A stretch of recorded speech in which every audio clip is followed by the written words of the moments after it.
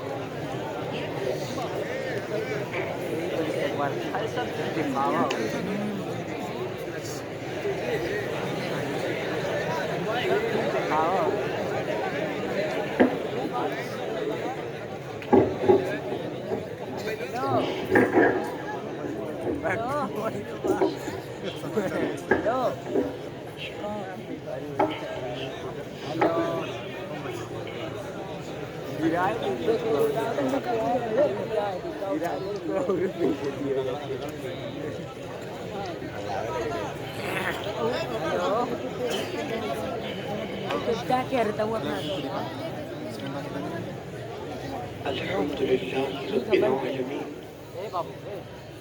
والعاقبة للمتقين والصلاة والسلام على سيد الأنبياء والمرسلين وعلى آله وأصحابه الطيبين الطاهرين أما بعد فأعوذ بالله من الشيطان الرجيم بسم الله الرحمن الرحيم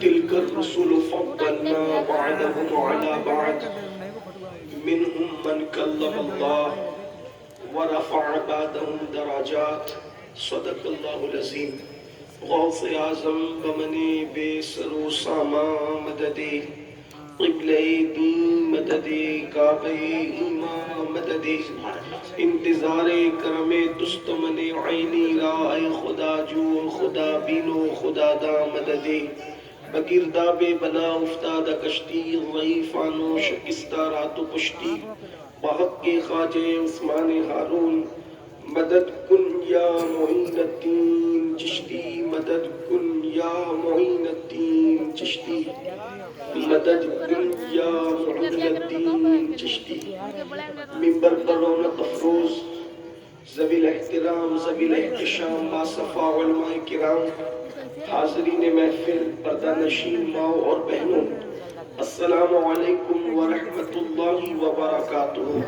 السلام انتہائی احترام و عقیدت کے ساتھ اپنے اور ساری کائنات کے مرکز عقیدت انیس بے کساں چارہ ساز درد منداں ہم غریبوں کے غم گسار ہم فقیروں کی ثروت شہر یار ارم تاجدار حرم نوبہار شفاعت شب اسرا کے دولہا نوشے بزم جنت دانائے سبل مولائے گل ختم الرسل خسرو خوباں سیاح لامکا وجہ کن فکاں در اللہ المکنون سر اللہ المخزون عالم ما کانا وما یکون آب و گل انبیاء جانو دل اسفیاء مطلع ہر سعادت مقتع ہر سیادت خلاصہ کائنات فخر موجودات حضور احمد مجتبی محمد مصطفیٰ ارواحنا فدا صلی اللہ تعالی علیہ وآلہ وصحبہ وبارک وسلم کی بارگاہ بے کس پناہ میں جس طریقے سے پڑھاؤں بلند آواز سے میرے ساتھ مل کر پڑھیں الصلاۃ والسلام علیک یا رسول اللہ علیک یا رسول اللہ الصلاۃ والسلام علیک یا نبی اللہ الصلاۃ والسلام علیک یا حبیب اللہ وعلى آلك وأصحابك يا نور الله صلی اللہ تعالی علیہ وسلم۔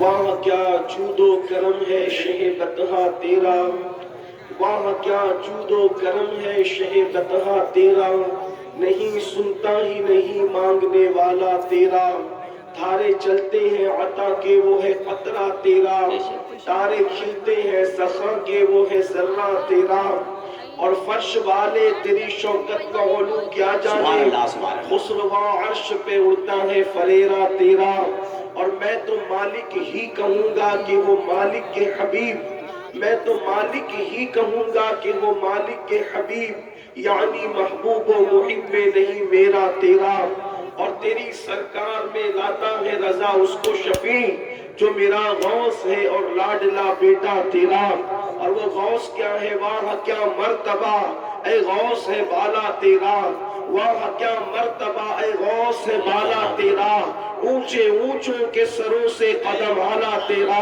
اونچے اونچوں کے سروں سے قدم آلا تیرا، اور سر بنا کیا کوئی جانے کے ہے کیسا تیرا، اولیاء ملتے ہیں آنکھیں وہ ہے تلوہ تیرا، نبوی ذل علوی برج بطولی منزل، حسنی چاند حسینی ہے اجالا تیرا، نبوی مہ علوی فصل بطولی گلشن، حسنی پھول حسینی ہے مہکنا تیرا، اور کیوں نہ قاسم ہو کہ تو ابن ابو القاسم ہے، کیوں نہ قاسم ہو کہ تو ابن ابو القاسم ہے، کیوں نہ قادر ہو کہ مختار ہے بابا تیرا، کیوں نہ قادر ہو کہ مختار ہے بابا تیرا، اور شکر کے جوش میں جو ہے وہ تجھے کیا جانے، شکر کے جوش میں جو ہے وہ تجھے کیا جانے، خضر کے ہوش سے پوچھے کوئی رتبہ تیرا، خضر کے ہوش سے پوچھے کوئی رتبہ تیرا، اور تو حسینی حسنی کیوں نہ محی الدین ہو، تو حسینی حسنی کیوں نہ محی الدین ہو، اے خضر مجمع بحرین ہے چشمہ تیرا، اور مصطفیٰ کے تنے بے سایہ کا سایہ دیکھا، مصطفیٰ کے تنے بے سایہ کا سایہ دیکھا، جس نے دیکھا میری جاں جلوے زیبا تیرا، جس نے دیکھا میری جاں جلوے زیبا تیرا۔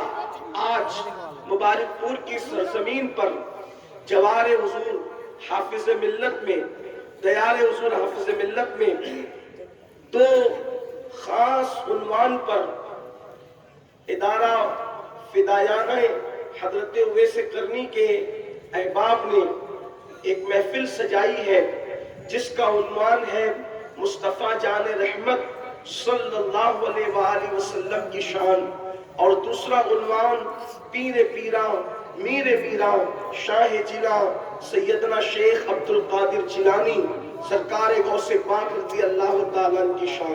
مجھ سے بیشتر، مجھ سے بہت بڑے علم والے، تقوی والے اور تجربے والے حضرات سے آپ گفتگو سن چکے ہیں، ان کے ملفوظات اور ان کی ثناخوانی سے آپ اپنے آپ کو مستفیض کر چکے ہیں، اور تھوڑی دیر مجھے بھی حکم ہے کہ میں ہر دو عنوان پر اللہ کی توفیق سے کچھ معروضات پیش کروں، حالانکہ دونوں عناوین ایسے ہیں کہ اس پر گفتگو ہو تو اس کے لیے بہت طویل وقت درکار ہے، لیکن چونکہ سردی کا موسم اور آپ کافی دیر سے یہاں موجود ہیں، بہت سارے احباب کھڑے ہوئے بھی ہیں، اس لیے کوشش کی جائے گی کہ جتنی دیر تک آپ کا ذوق سلامت ہے تھوڑی دیر کچھ گفتگو کی جائے۔ میں نے قرآن مقدس کی آیات سے ایک آیہ کریمہ کے کچھ حصے کی تلاوت کرنے کا شرف حاصل کیا ہے، جس میں اللہ تبارک و تعالیٰ نے انبیاء کرام کی شان کو بیان فرمایا۔ اللہ پاک ارشاد فرماتا ہے تِلْكَ الرُّسُلُ فَضَّلْنَا بَعْضَهُمْ عَلَى بَعْضٍ، کہ یہ وہ رسول ہیں جن میں ہم نے بعض کو بعض پر فضیلت عطا فرمائی ہے، اور پھر اشارہ کیا جاتا ہے مِنْهُمْ مَنْ كَلَّمَ اللَّهُ، اور بعض وہ ہیں ان میں سے کہ جن سے اللہ نے کلام فرمایا، اور پھر فرمایا جاتا ہے وَرَفَعَ بَعْضَهُمْ دَرَجَاتٍ، اور ان میں بعض وہ ہیں جن کو اللہ نے درجوں بلند کیا۔ اس کا مطلب یہ ہے کہ جن سے کلام کیا، یہ کوئی چھوٹا موٹا شرف نہیں ہے کہ اللہ کسی کو کلیم بنائے، کسی سے کلام کرے، بہت بڑی بات ہے کہ اللہ کسی کو شرف ہم کلامی عطا فرمائے، لیکن مفسرین فرماتے ہیں کہ جس سے اللہ نے کلام کیا، اشارہ حضرت موسیٰ علیہ السلام کی طرف ہے کہ اللہ نے ان سے کلام فرمایا، یعنی یہ ہے کہ اگر کوئی بندہ حضرت سیدنا موسیٰ علیہ السلام کی شان بیان کرے تو یہ کہہ سکتا ہے کہ ان کی انتہائی شان یہ ہے کہ اللہ نے ان سے کلام فرمایا، یہ ان کی شان ہے، یعنی کہ متعین کر دیا، تعین کر دیا کہ اللہ نے ان سے کلام فرمایا۔ اس کے آگے اگر کوئی بڑھے گا تو وہ مبالغہ ہوگا، یعنی کہ کلام فرمایا اتنا کہو۔ اب اگر کوئی یہ کہے کہ انہوں نے اللہ کو دیکھ لیا، یہ مبالغہ ہوگا، اس کی اجازت نہیں ہے۔ لیکن آگے فرمایا جا رہا ہے وَرَفَعَ بَعْضَهُمْ دَرَجَاتٍ، اور بعض وہ ہے اللہ نے جن کو درجوں بلند کیا، اور اس سے مراد ہم سب کے آقا و مولا مصطفیٰ جان رحمت صلی اللہ علیہ وآلہ وسلم کی شان ہے، جن کے بارے میں اللہ فرماتا ہے کہ ہم نے ان کو درجوں بلند کیا۔ کتنا بلند کیا اس کی حد اللہ نے بیان نہیں فرمائی، بلکہ فرماتا ہے وَلَلْآخِرَةُ خَيْرٌ لَكَ مِنَ الْأُولَىٰ، آپ کی آنے والی گھڑی پچھلی گھڑی سے بہتر ہے۔ وَرَفَعْنَا لَكَ ذِكْرَكَ، آپ کے لیے آپ کے ذکر کو بلند کیا۔ تو مصطفیٰ جان رحمت کا مقام، ان کا مرتبہ، ان کی عظمت، ان کی بزرگی کو اللہ نے متعین نہیں فرمایا۔ کیا فرمایا؟ ہم نے ان کو درجوں بلند کیا۔ اللہ اکبر! آپ اندازہ تو فرمائیں کتنا بلند کیا، اس کا کوئی تذکرہ نہیں، کتنا بلند کیا، اس کی کوئی حد نہیں۔ اب اس سے پتا چلا اگر کوئی بندہ یہ کہتا ہے کہ نبی کی ایک حد مقرر ہونی چاہیے، اللہ اکبر! جن کی فضیلت اور شان کی حد اللہ متعین نہ کرے، اس کی حد کون مقرر کر سکتا ہے، کون متعین کر سکتا ہے؟ اب دیکھو اللہ فرماتے ہم نے درجوں بلند کیا، یہ میرے آقا کی شان ہے، کتنا بلند کیا۔ اللہ اکبر! ان کا ذکر اذانوں میں سن رہے ہیں، کتنا بلند کیا۔ ان کا ذکر نماز میں موجود ہے، کتنا بلند کیا۔ ان کے ذکر سے قرآن مقدر کی سطر سطر ان کے ذکر کے حوالے سے چمک رہی ہے۔ اندازہ تو فرمائے اللہ اکبر! اب میرے آقا علیہ الصلوۃ والتسلیم کے دیوانوں، یہاں پر ایک بات اور بھی ساتھ میں لیتے ہیں۔ دیکھو اللہ اکبر! مصطفیٰ جان رحمت کے نام کی بھی محفل ہے اور غوث پاک کے نام کی بھی محفل ہے، ہم دونوں کا تذکرہ ساتھ ساتھ کرتے ہیں۔ اگر آپ محسوس کر سکتے تو محسوس کریں۔ دیکھیے اللہ اکبر! سرکار غوث پاک شیخ عبد القادر جیلانی خود فرماتے ہیں کہ بعض لوگ وہ ہے، ہر ولی بعض وہ ہے کہ کوئی حضرت ابراہیم خلیل کے قدم پر، بعض کوئی حضرت موسیٰ کے قدم پر، بعض کوئی حضرت عیسیٰ کے قدم پر، یعنی غوث پاک فرماتے ہیں ہر ولی کسی نہ کسی نبی کے قدم پر ہوتا ہے، ہر ولی کسی نہ کسی نبی کے قدم پر ہوتا ہے۔ قدم پر ہونے کا کیا مطلب؟ جس کو ولایت ابراہیمی دی گئی، یعنی جس نے ابراہیم علیہ السلام کے قدم پر ولی ہوا، تو ابراہیم علیہ السلام کی زندگی کا عکس جمیل اس ولی کی زندگی میں آپ کو نظر آئے گا۔ اسی طرح اگر کسی کی ولایت موسوی ہے تو موسیٰ علیہ السلام کی زندگی کی جھلکیاں، ان کا عکس پاک اس کی زندگی میں نظر آئے گا کہ جس کو اللہ نے ولایت موسوی عطا فرمائی۔ اب غوث پاک فرماتے ہیں کوئی کسی نبی کے قدم پر، کوئی کسی نبی کے قدم پر، فرمایا عبد القادر جیلانی اپنے جد کریم محمد رسول اللہ کے قدم پر ہے۔ زندہ باد زندہ باد۔ اور میں جہاں جہاں مصطفیٰ جان رحمت نے قدم رکھا، جہاں جہاں مصطفیٰ جان رحمت نے قدم رکھا، وہاں وہاں عبد القادر جیلانی نے قدم رکھا۔ بس ایک مقام ایسا ہے کہ جہاں نبی نے قدم رکھا اور عبد القادر نے قدم نہیں رکھا، وہ جگہ نبوت کی جگہ ہے، وہاں عبد القادر کا قدم نہیں ہے۔ اللہ اکبر! فرماتے ہیں جب میں نے سفر کیا اللہ رب العزت کی طرف تو میرا ہم سفر کوئی نہ بن سکا سوائے محمد الرسول اللہ کے۔ اب دونوں باتیں ساتھ ساتھ چلے گی، گویا کہ اب مصطفیٰ جان رحمت کے جلووں کو دیکھنا ہے تو شیخ عبد القادر جیلانی کی زندگی کو دیکھیں۔ اسی کو تو میرے امام کہتے ہیں مصطفیٰ کے تنے بے سایہ کا سایہ دیکھا، مصطفیٰ کے تنے بے سایہ کا سایہ دیکھا، جس نے دیکھا میری جان جلوے زیبا تیرا۔ اب آپ دیکھیں غوث پاک کو اپنے نانا، اپنے جد کریم مصطفیٰ جان رحمت سے کیسے نسبت نسبتیں حاصل ہے.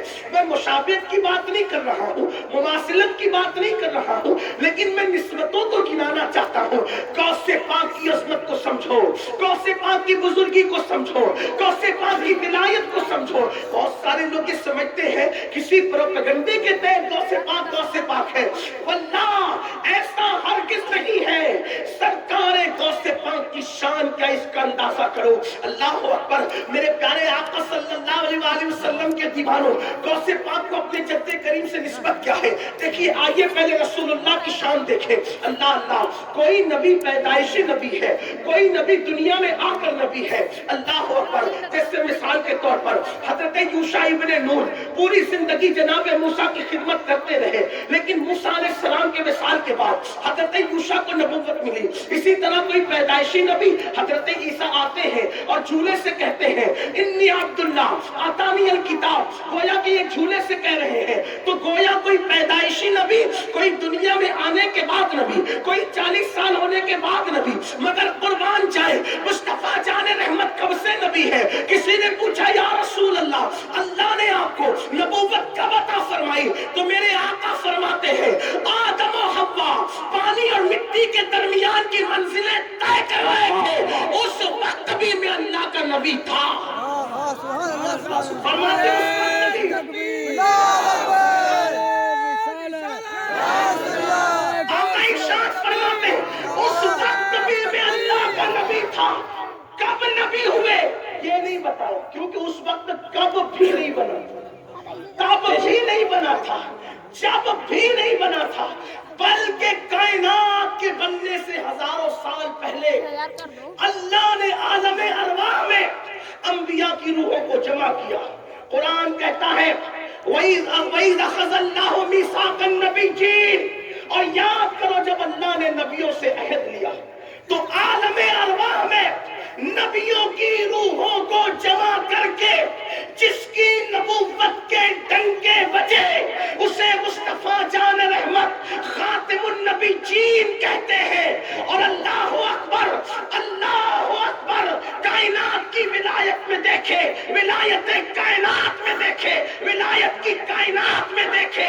اللہ اکبر. کوئی پیدائشی ولی ہے, کوئی دنیا میں آنے کے بعد ولی ہے. مثال کے طور پہ حضرت فضیل ابن عیاض جنگلوں میں زندگی گزری, اس وقت تک ولی نہ تھے, توبہ کی اس کے بعد ولی ہوئے. بشر حافی کی زندگی میخانے میں گزری, توبہ کی اس کے بعد ولی ہوئے. اسی طریقے سے مالک ابن دینار زندگی کئی اور گزری, توبہ کی اس کے بعد ولی ہوئے. لیکن کچھ ولی پیدائشی ہے. سرکار غریب نواز پیدائشی ولی ہے, محبوب الہی پیدائشی ولی ہے, صابر کلیر پیدائشی ولی ہے. یہ سب پیدائشی ولی ہے. کچھ لوگ دنیا میں آنے کے بعد ولی ہوئے, کچھ لوگ پیدائشی ولی ہے. لیکن جب بات آتی ہے غوث پاک کی تو سرکار غوث پاک فرماتے ہیں ہماری ولایت عالم ارواح سے ثابت ہے.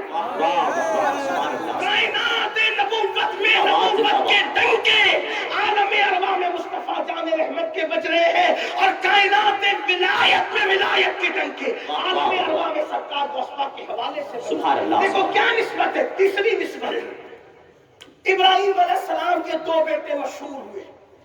بیٹے تو اور بھی تھے, 2 بیٹے مشہور ہوئے. نسبت دیکھو اپنے نانا سے, اپنے نانا کے قدم پہ کیسے قدم رکھا غوث پاک نے.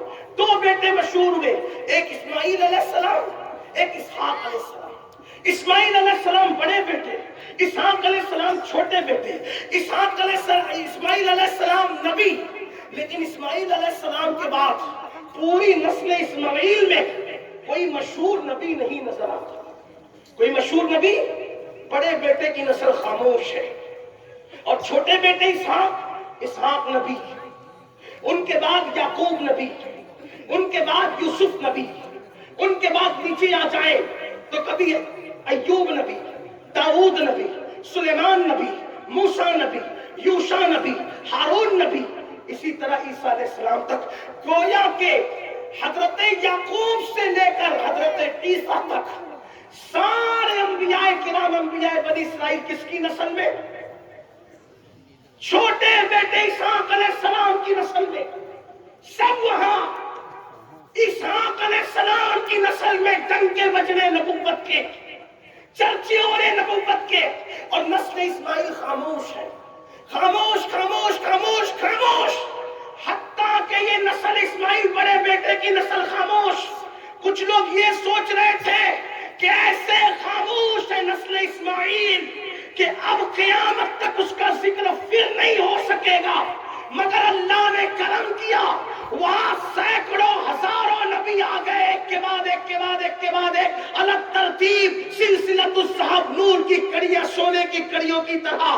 لیکن یہاں پوری نسل خاموش ہے، مگر اللہ نے اسماعیل علیہ السلام کی نسل پہ کرم کیا اور ایک ہی کو پیدا کیا، لیکن نبیوں کا سردار بنا کر کے پیدا کیا. زندہ باد زندہ باد. ایک ہی آیا نبیوں کا سردار بن کر. جشن عید میلاد النبی زندہ باد. جشن غوث الورا ایک ہی آیا نبیوں کا سردار بن کر کے آیا اور سب پر غالب آ گیا. اور میرے امام کہنے لگے سب سے اولا وہ اعلیٰ ہمارا نبی. ہمارا نبی، سب سے بالا وہ اعلیٰ ہمارا نبی، اپنے مولا کا پیارا ہمارا نبی، دونوں عالم کا دولہا ہمارا نبی، خلق سے اولیاء، اولیاء سے رسول اور رسولوں سے اعلیٰ ہمارا نبی. نسل اسماعیل میں ایک آیا اور سب پر غالب آ گیا اور سردار بن کر آیا. نسبت دیکھے غوث پاک کو اپنے نانا سے کیسے نسبت ہے. حضور کے بھی دو بیٹے ہیں، ایک حسن اور ایک حسین. صلب کے اعتبار سے تو حضرت قاسم اور ابراہیم حضور کے بیٹے ہیں، لیکن ابناءنا و ابناءکم کے تحت حضور کے دو بیٹے، ایک حسن اور ایک حسین.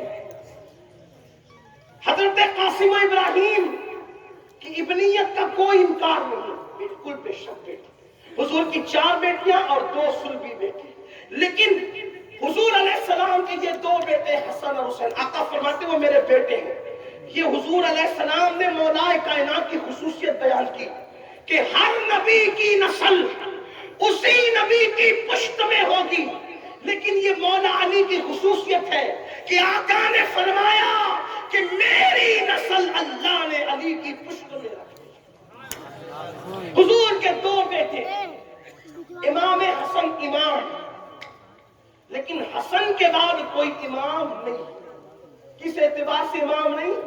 غوثیت کبریٰ کے اعتبار سے امام نہیں. ورنہ ہمارا عقیدہ تو یہ کہ نبی کے گھر کا بچہ بچہ امام ہے. واہ واہ واہ. سبحان اللہ سبحان اللہ. ہمارا عقیدہ ہے تیری نسل پاک میں ہے بچہ بچہ نور کا، تو ہے عین نور، تیرا سب گھرانہ نور کا. اللہ اکبر. بچہ بچہ امام ہے نبی کے گھرانے کا.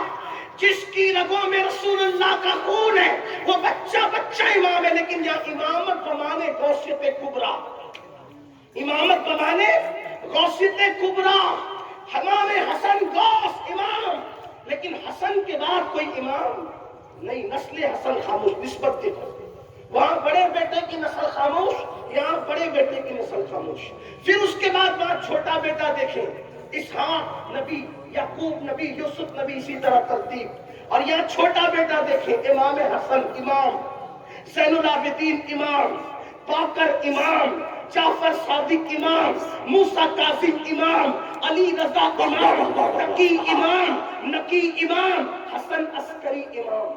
سبحان اللہ سبحان اللہ. دیکھا نسل حسن خاموش، نسل حسین میں امامت کے ڈنکے بج رہے ہیں. اور امامت کس اعتبار سے؟ غوثیت کبریٰ کے. اور غوثیت کبریٰ کیا ہے؟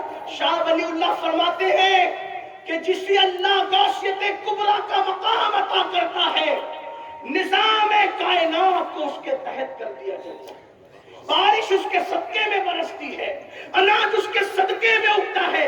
اسی طریقے سے آپ اٹھا کر کے شاہ ولی اللہ کو دیکھیں تو یہ نظام غوثیت کبریٰ. امام حسین کے بعد نسل حسین میں نسل حسن خاموش، وہاں بھی نسل اسماعیل خاموش، یہاں نسل حسن خاموش. لوگ سوچ رہے تھے حسن کی نسل گمنام تو نہیں ہو جائے گی، لیکن اللہ نے ایک پیدا کیا.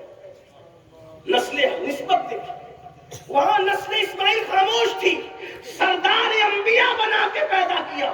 یہاں نسل حسن خاموش تھی، سردار اولیاء بنا کر کے پیدا کیا. اور ایسا سردار بنایا کہ قیامت تک جس کی ولایت کے ڈنکے بجتے رہے. واہ واہ. دیکھیں سبحان اللہ. امام حسن ان کے بیٹے حسن مسنہ، ان کے بیٹے عبداللہ المحض، ان کے بیٹے موسیٰ الجون، ان کے بیٹے سید داؤد، ان کے بیٹے سید محمد، ان کے بیٹے عبداللہ زاہد الجیلی، ان کے بیٹے حضرت سیدنا عبداللہ زاہد کے بیٹے حضرت سیدنا ابو صالح موسیٰ جنگی دوست، ان کے بیٹے سیدنا شیخ عبد القادر جیلانی۔ آپ اسی طرح دیکھیں غوثیت کبریٰ کے مقام پر وہاں کوئی فائز نہیں، لیکن اللہ نے حضرت امام حسن کی نسل میں شیخ عبد القادر جیلانی کو ولیوں کا سردار بنا کر کے دنیا کے اندر بھیجا، اور پھر اللہ کیسی ولایت عطا کی۔ وہ چوتھی مناسبت دیکھے، جب امام حضرت سیدنا اسماعیل علیہ السلام کی نسل میں سید الانبیاء کو نبی بنا کر بھیجا تو ردائے نبوت کو قیامت تک پھیلا دیا، اور جب غوث پاک کو حسن کی نسل میں سردار اولیاء بنا کے بھیجا تو ردائے غوثیت کبریٰ کو قیامت تک کے پھیلا دیا۔ اسی لیے تو غوث پاک فرماتے ہیں سب کے سورج چمکتے ہیں، چمک کر ڈوب جاتے ہیں، عبد القادر کا سورج قیامت تک نہیں ڈوب سکتا۔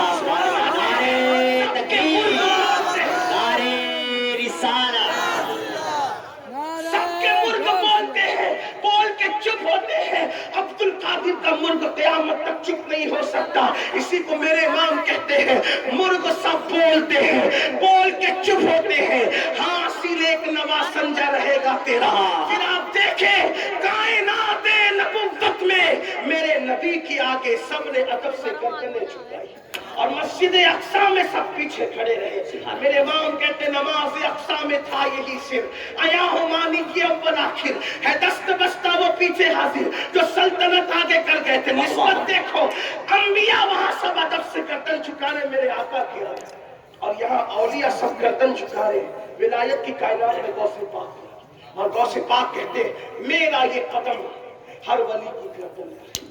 بعض لوگ کہتے ہیں کہ انہوں نے تو شکر میں کہا، ہم سنیوں کا عقیدہ یہ بالکل نہیں ہے کہ انہوں نے شکر میں کہا۔ سکتۃ الآثار فی تلخیص بہجت الاسرار میں شیخ محقق شیخ عبداللہ محدث دہلوی فرماتے ہیں کہ غوث پاک فرماتے ہیں کہ جب مجھے یہ کہنے کا حکم ہوا، پہلے تو انہوں نے اپنی مرضی سے کہا بھی نہیں، غوث پاک کہتے مجھے کہنے کا حکم ہوا کیا کہ میرا یہ قدم ہر ولی کی گردن پہ، تو جب کہنے کا حکم ہوا تو غوث پاک کہتے اللہ نے میرے دل پہ تجلی فرمائی، کہ اللہ نے میرے دل پہ تجلی فرمائی۔ کوئی ذرا اس پہ غور تو کرے، اللہ پہاڑ پہ تجلی فرمائے تو پہاڑ ریزہ ریزہ ہو جائے، اور غوث پاک فرماتے میرے اللہ نے میرے دل پہ تجلی فرمائی، اور رسول اللہ صلی اللہ علیہ وآلہ وسلم نے مجھے خلعت بھیجا، مجھے نوازا گیا خلعت سے، اور پھر کہا کہ عبد القادر کہو کہ میرا یہ قدم ہر ولی کی گردن پر ہے، تو سرکار غوث پاک فرماتے پھر میں نے کہا کہ میرا یہ قدم ہر ولی کی گردن پر ہے۔ جب غوث پاک یہ کہہ رہے تھے تو افق بھر گیا تھا، سب لوگوں نے اپنی اپنی گردنیں سرکار غوث اعظم کے آگے جھکا دی۔ اللہ اکبر۔ میرے امام کہتے جس کی منبر بنی گردن اولیاء، اس قدم کی کرامت پہ لاکھوں سلام۔ اللہ اکبر۔ کائنات نبوت میں انبیاء ان کا احترام کرنے جو سردار انبیاء ہے، اور کائنات ولایت میں ان کا احترام کیا جا رہا ہے جو سردار اولیاء ہے۔ ایک بات اپنی بات سمیٹتے ہوئے عرض کروں، مبارک پور والوں، مصنف نے کہاں تک انصاف کیا یہ تو مصنف جانے، لیکن اپنے الفاظ کے جامع میں تفریع الخاطر فی مناقب عبد القادر امام اربلی کی کتاب اور فتاوی رضویہ شریف کے حاشیے پہ لکھا گیا ہے کہ بڑے محدث تھے امام اربلی، امام اربلی کو اہل علم جانتے، ان کی کتاب ہے تفریع الخاطر فی مناقب عبد القادر۔ اب دھیان سے سننا، میری گفتگو یہاں سے پھر دوسرے عنوان کی طرف ٹرن ہو جائے گی، لیکن اس عنوان کے حوالے سے اپنے نانا سے کیا مناسبت ہے غوث پاک کو۔ نمبر ایک آپ نے سنا، 2 3 4 سنا، 5ویں نسبت آپ یہ سن لیں کہ رسول اللہ کی آمد سے پہلے ہر نبی آپ کی آمد کا ذکر کرتا ہے، اور غوث پاک کو دیکھیں کائنات ولایت میں آپ کی آمد سے پہلے اولیاء آپ کا ساتھ۔ سبحان اللہ۔ چھٹی مناسبت بھی سن لیں، وہ تفریح الخاطر سے ایک بات پڑھنے کے سے پہلے ایک اور نسبت سن لیں۔ رسول اللہ کی آمد سے پہلے ان کی آمد کے ڈنکے بجے، غوث پاک کی آمد سے پہلے ان کی آمد کے ڈنکے بجے ولایت کی کائنات میں۔ چھٹی مناسبت یہ کہ جتنا رسول اللہ پہ لکھا گیا اتنا کسی نبی پہ نہیں لکھا گیا، بے شک بے شک، اور ولایت کی کائنات میں جتنا غوث پاک پہ لکھا گیا اتنا کسی کی زندگی پہ نہیں سبحان لکھا اللہ۔ گیا۔ ساتویں مناسبت یہ بھی لے لے کہ جب رسول اللہ پیدا ہوئے تو عرب میں بیٹے ہی بیٹے تھے۔ غوث پاک رضی اللہ تعالیٰ پیدا ہوئے جیلان میں، تو اس دن سرکار غوث پاک رضی اللہ تعالیٰ نے فرماتے 11,000 بیٹے تھے، اور اللہ نے سب کو ولایت عطا فرمائی۔ رسول اللہ سے زیادہ کسی نبی کی امت نہیں، ولایت کی کائنات میں غوث پاک سے زیادہ کسی کے سلسلے میں مرید نہیں۔ زندہ باد زندہ باد زندہ باد۔ مناسبت دیکھیں، نسبت دیکھیں، لیکن جو بات امام اربلی کی کتاب سے پڑھنا چاہتا ہوں پھر کہتا ہوں، امام اربلی نے انصاف کہاں تک کیا وہ جانے، لیکن میں نقل کر رہا ہوں، توجہ کرنا میرے غوث کی شان کیا، غوث پاک کا مقام کیا۔ اللہ اکبر۔ آپ نے وہ واقعہ سنا ہوگا، مجھے یہ واقعہ اس لیے یاد آ گیا، ناظم صاحب، ناظم اجلاس، اس لیے یاد آ گیا کہ جو کمیٹی آج کا پروگرام کر رہی ہے ان کا نام ہے فدایان حضرت سیدنا اویس قرنی۔ تو میں نے سوچا کہ کمیٹی والوں کا، کمیٹی کا نام حضرت اویس قرنی پر ہے تو تھوڑا ذکر اویس قرنی بھی کروں، سبحان اللہ سبحان اور اللہ۔ اپنے عنوان کے تحت کروں گا، اس سے ہٹ کے نہیں۔ آپ نے وہ مشہور واقعہ سنا، آپ کو پتا ہے اہل سنت کی اکثر کتب میں حضرت اویس قرنی کا ذکر موجود ہے کہ اللہ کے رسول علیہ السلام نے اپنا جبہ شریف، پیرہن شریف فاروق اعظم اور مولا کائنات کو دیا کہ فرمایا کہ یہ اویس کو دے دے اور اس کو میرا سلام کہنا، ٹھیک، اور فرمایا کہ اس سے کہنا کہ وہ میری امت کے لیے دعا کرے، ٹھیک۔ یہ واقعہ آپ جانتے ہیں، لیکن اب اس کو امام اربلی کس طرح لکھتے ہیں، فقیر کے الفاظ کے جامع میں سنیں کہ جس وقت وہ رسول اللہ کا پیرہن شریف جب پہنچا اویس قرنی کے پاس، وہ ساری تفصیل آپ کو پتا ہے، اس کو ریپیٹ نہیں کرنا چاہتا، تو اویس سے کہا اور جبہ پہننے سے پہلے سر سجدے میں رکھ کے دعا کی، اے اللہ تیرے محبوب کی امت کو انہی کے صدقے میں بخش دے۔ ندا آئی، اویس آدھی امت کو محبوب کو تیری دعا سے بخش دے۔ کتنی بخشی؟ آدھی امت۔ اویس قرنی نے اللہ کی بارگاہ میں ہاتھ اٹھا دیے، مولا آدھی اور بخش دے۔ آدھی بخش دی گئی، آدھی اور بخش دے۔ ارشاد ہوا نہیں، آدھی تیری دعا سے بخشا ہے اور آدھی عبد القادر جیلانی کی وجہ سے بخشا ہے۔ واہ واہ واہ، زندہ باد زندہ باد۔ امام اربلی لکھ رہے ہیں کہ اویس قرنی نے جب دعا کی، حالانکہ ابھی غوث پاک کی ولادت نہیں ہوئی، غوث پاک کی ولادت غوث پاک کی ولادت 470 یا 471 میں ہے ہجری، 470 یا 71، اختلاف ہے ایک سال کا، 70 یا 71 میں غوث پاک کی ولادت ہوئی، یعنی رسول اللہ کے پردہ فرمانے کے تقریباً 450 سال کے بعد غوث پاک دنیا میں تشریف لائے۔ 11 ہجری میں حضور کا وصال ہوا اور 471 یا 470 میں غوث پاک کی ولادت، ٹھیک۔ اب سنیے، ابھی اویس قرنی کے دور میں غوث پاک کے والد بھی پیدا نہیں، دادا بھی پیدا نہیں، پردادا بھی پیدا نہیں، لیکن ارشاد ہو رہا ہے اویس تیری دعا سے آدھی بخشی، آدھی عبد القادر جیلانی کی وجہ سے بخشی۔ ابھی اویس قرنی نے کہا مولا یہ عبد القادر جیلانی کون ہے؟ توجہ کریں، امام اربلی تفریح الخاطر میں لکھ رہے ہیں فی مناقب عبد القادر میں، جس کو میں مفہوم کے طور پہ اپنے جامع میں اپنے الفاظ کے جامع پیش کروں، اویس قرنی نے پوچھا مولا یہ عبد القادر کون ہے؟ جس کی شان یہ کہ اللہ فرمایا کہ اس کی وجہ سے بخشیں گے اور امت کو اس کی وجہ سے بخشیں گے، تو یہ عبد القادر ہے کون؟ ارشاد ہوتا ہے یہ عبد القادر میرے نبی کے بیٹوں میں بیٹا ہے۔ جو مقام نبیوں میں اللہ نے محمد الرسول اللہ کو عطا فرمایا، وہ مقام ولیوں میں اللہ نے عبد القادر جیلانی کو عطا فرمایا۔ مولا یہ رہتا کہاں ہے؟ یہ ہے کہاں؟ کبھی یہ پیدا نہیں ہوا، یہ ہے کہاں؟ تو کہا یہ اس وقت فی مقعد صدق عند ملک مقتدر کے مقام پر موجود ہے۔ اللہ اکبر۔ تو عرض کی مولا اس کی شان کیا ہے؟ تو ارشاد ہوا اویس جسے عبد القادر کہتے ہیں وہ میرا بھی محبوب ہے اور میرے محبوب کا بھی محبوب ہے۔ جو اس سے محبت کرے گا ہم اس سے محبت کریں گے، اس کو وہ مقام عطا کریں گے کہ ولیوں کا سردار بنائیں گے۔ اور ایک وقت آئے گا جب وہ دنیا میں پیدا ہوگا تو وہ کہے گا قدمی حاضی علی رقبت کل ولی جلہ، کہ میرا یہ قدم ہر ولی کی گردن پر ہے تو سارے ولی اس کے لیے اپنی گردن کو جھکا دیں گے۔ وہ ایسے کرنی کا اتنا سننا تھا۔ عرض کیا مولا جب لوگ جھکائیں گے جھکائیں گے، جب وہ کہے گا تو گواہ رہنا وہ ایسے کرنی اپنی گردن کو اس کے لیے ابھی جھکا رہا۔ سبحان اللہ سبحان اللہ یہ حضور دوست ان کی ولادت سے صدیوں پہلے ان کے نام پہ گردن جھکائی جاتی۔ اور دیکھیں سید الطائفہ طاؤس المحضر جنید بغدادی رضی اللہ تعالیٰ ایک مرتبہ خطبہ دیتے ہوئے کہتے میری بھی گردن پہ آپ کا قدم ہے۔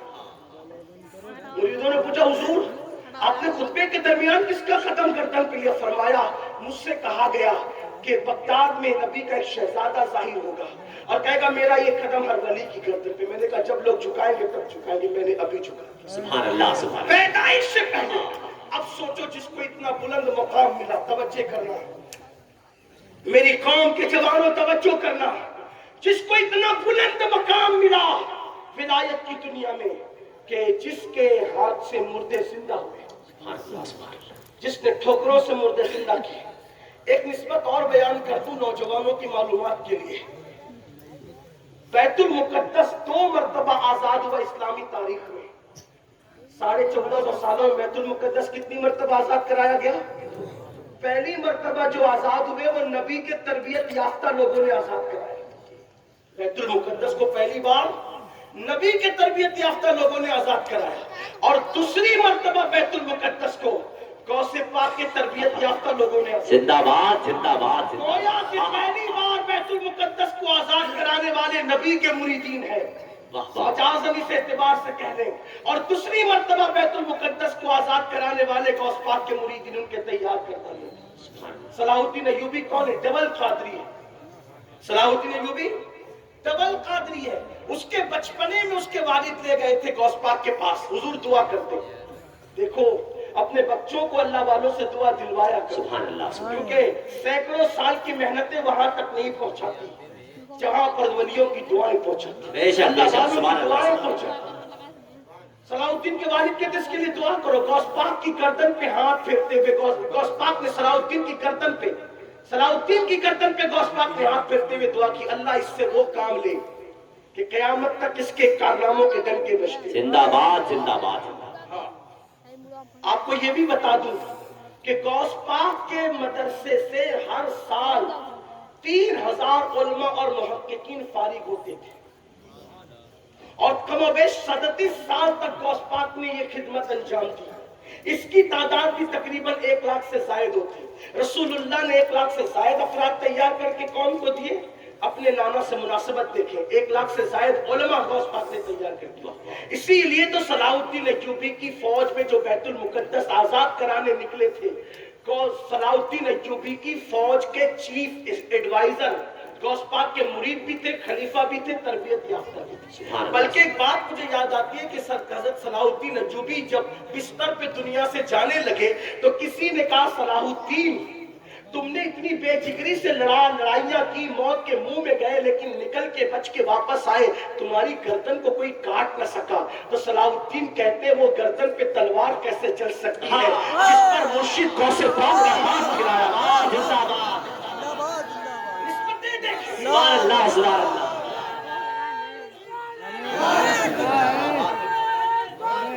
سبحان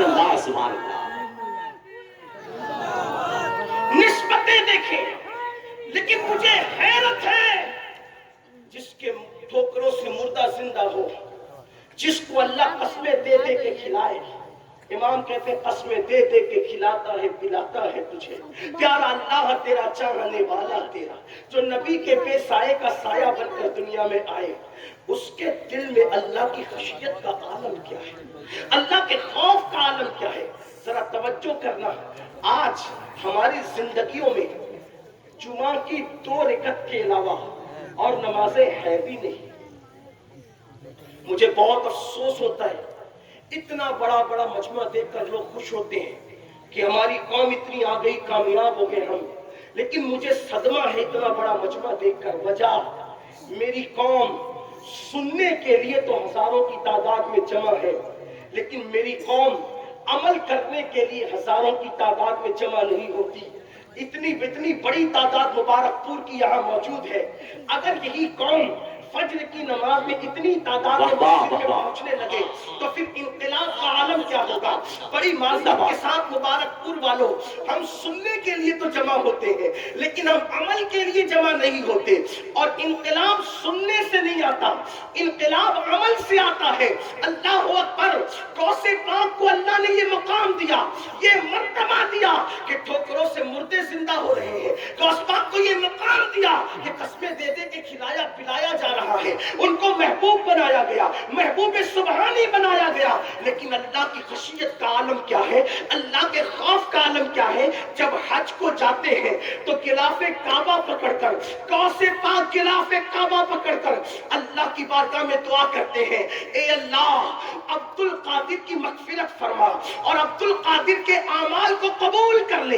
عبد القادر کے اعمال اگر تیری بارگاہ میں قبولیت کے قابل نہیں، عبد القادر کے اعمال اگر تیری بارگاہ میں قبولیت کے قابل نہیں، تو مولا قیامت کے دن تو عبد القادر کو اندھا اٹھانا، اس لیے کہ تیرے بندوں کے درمیان وہ شرمندگی سے محفوظ ہو جائے. آپ سے پوچھنا چاہتا ہوں، جس کے اعمال کا حال یہ ہے کہ اللہ اکبر. امام یافعی فرماتے ہیں غوث پاک نے کبھی کبھی ایک رات میں 1000 رکعت تک نماز ادا فرمائی. غوث پاک کا 15 سال تک معمول تھا کہ آپ نے ایک رات میں قرآن مقدس ختم کیا، اور 40 سال تک کہ یہ معاملہ رہا کہ عشاء میں وضو کرتے روزانہ اور فجر تک وہی وضو قائم رہتا ہے. یعنی سوتے نہیں ہیں، بستر پر پیٹ نہیں لگاتے، راتوں کو آرام نہیں کرتے، بلکہ پوری رات عبادت میں گزار دیتے ہیں. اب میں پوچھنا چاہتا ہوں ولیوں سے محبت کرنے والوں سے، اب پوچھنا چاہتا ہوں عشق رسول کا دعویٰ کرنے والوں سے، غوث پاک تو 40 سال تک عشاء کے وضو سے فجر پڑھ رہے روزانہ. ہم عشاء کے وضو سے کم عشاء تو پڑھیں اور فجر کے وضو سے کم فجر تو پڑھیں. اللہ اکبر. آج میری قوم یہ شکوے کر رہی ہے، میری قوم شکایت کر رہی ہے، مولانا دیکھو دنیا میں ہمیں مارا جا رہا ہے، دنیا میں ہمیں پیٹا جا رہا ہے، دنیا میں ہمیں قتل کیا جا رہا ہے، دنیا میں ہمارے گھروں کو آگ لگائی جا رہی ہے. میں کہوں گا جس قوم نے اللہ کے گھر کو ویران کر دیا، اس قوم کے گھروں کو آباد کیسے کیا جا سکتا ہے؟ اللہ اکبر. وہ کون سا جرم ہے، وہ کون سا گناہ ہے جو مسلم امہ کے جوانوں کی زندگی میں نہیں؟ بد نگاہی سے لے کر بدکاری کے اڈے تک ہمارے جوان گناہوں کے اڈوں پہ نظر آ رہے ہیں. میں پوچھنا چاہتا ہوں کیا اللہ نے جوانی پاپ کے لیے دیا تھا؟ کیا اللہ نے جوانی آوارگی کے لیے دیا تھا؟ کیا اللہ نے جوانی اللہ اکبر آنکھوں کو آوارہ کرنے کے لیے دیا تھا؟ کیا اللہ نے جوانی بدکاری کے لیے دیا تھا؟ کیا یہ اللہ کا پیغام بھول گئے؟ دنیا میں آ کر گناہوں کے اڈوں کو آباد کرنے والوں، دنیا میں آ کر پاپ کے اڈوں کو آباد کرنے والوں، دنیا میں آ کے اپنی پاکیزہ نگاہوں سے عورتوں پر پاپ کی نظر ڈالنے والوں، میں کہتا ہوں حیرت ہے جس قوم کا عقیدہ یہ ہو کہ قبر میں رسول اللہ کا دیدار ہوگا اور جنت میں اللہ کا دیدار ہوگا، اس آنکھوں سے جو قوم پوری رات زنا کے مناظر دیکھے، جو قوم پوری رات سیریل دیکھے، پوری رات فلمیں دیکھے، سوچو تو صحیح ہمت کیسے ہوتی ہے جن آنکھوں سے قبر میں رسول اللہ کو دیکھنا ہے، انہی آنکھوں سے آپ پاپ کے مناظر دیکھ رہے ہو. جن آنکھوں سے جنت میں اللہ کا دیدار کرنا ہے، ان آنکھوں سے تم عورتوں پر پاپ کی نظر ڈال رہے ہو؟ آؤ عشق رسول کا دعویٰ کرنے والوں، مولائے کائنات شیر خدا سیدنا علی کرم اللہ تعالی وجہ الکریم کہتے ہیں، میرا علی، میرا امام، میرا مولا سرکار علی مرتضیٰ کہتے ہیں کہ میں نے قصداً جان بوجھ کر کبھی اپنے خود کے سطر کو بھی نہیں دیکھا۔ اللہ اکبر، اللہ اکبر، سبحان اللہ، سبحان اللہ۔ تھوڑی دیر ذرا اس پہ غور کرنا۔ مولا کائنات کہتے خود کا سطر قصداً میں نے نہیں دیکھا۔ پوچھنے والے نے پوچھا حضور یہ تو ضرورت بھی ہے اور مجبوری بھی ہے، آپ کو بھی حیرت ہوگی، لیکن اپنے پہ علی کو قیاس نہیں کرنا، اس لیے کہ علی اس ہستی کا نام ہے۔ قاضی ثناء اللہ پانی پتی تفسیر مظہری میں لکھتے ہیں کہ علی یہ مرتضیٰ دنیا میں آنے سے پہلے لوگوں کو ولایت بانٹتے تھے۔ ہاں، قاضی ثناء اللہ پانی پتی نے تفسیر مظہری میں لکھا ہے کیا دور آدم سے لے کے دور مصطفیٰ جان رحمت تک جتنے انبیاء کی امت میں ولی ہوئے سب علی کے فیضان سے ہوئے۔ اس لیے اپنے آپ کو علی کی طرح نہیں سمجھنا، قیاس نہیں کرنا مولا علی کہ میں تو سطر دیکھے بغیر نہیں جی سکتا، علی کیسے جی گئے؟ میں نے کہا جس کے رتبے ہے سوا ان کو سوا مشکل۔ علی تو لوگوں کے سمجھ میں کیا آ سکتے ہیں، وہ تو کہتے ہیں کہ میں گھوڑے کی ایک رکاب پہ پیر رکھتا ہوں اور دوسرے پر پیر رکھنے سے پہلے قرآن ختم کر لیتا ہوں۔ تولو گے؟ کیا تولو گے؟ کیسے تولو گے؟ اوقات ہے تولنے کی۔ جس کی بیوی سیدہ زہرا بنت پیغمبر، جن کے بیٹے حسنین کریمین جنتی جوانوں کے سردار، جس کا بھائی خاتم النبی، بھائی کہہ رہا ہوں، ہاں اگرچہ علی پاک نے پوری زندگی نبی کو بھائی نہیں کہا، لیکن نبی کہتے رہے انت اخی فی الدنیا والآخرہ، کہ تم میرا دنیا میں بھی بھائی اور آخرت میں بھی بھائی۔ سوچو، غور کرو، اس وقت میرا عنوان وہ نہیں ہے، جب عنوان ہوگا تو وہ بھی ہوگا، لیکن بات آئی تو میں نے اس کی غور کریں کہ مولا کائنات فرما رہے میں نے قصداً جان پوچھ کر کبھی اپنا سطر نہیں دیکھا۔ پوچھنے والے نے پوچھا مولا یہ تو مجبوری بھی ہے اور ضرورت بھی ہے، پھر آپ نے کیوں نہیں دیکھا؟ توجہ کریں، عشق رسول کے دعوے داروں توجہ کرو۔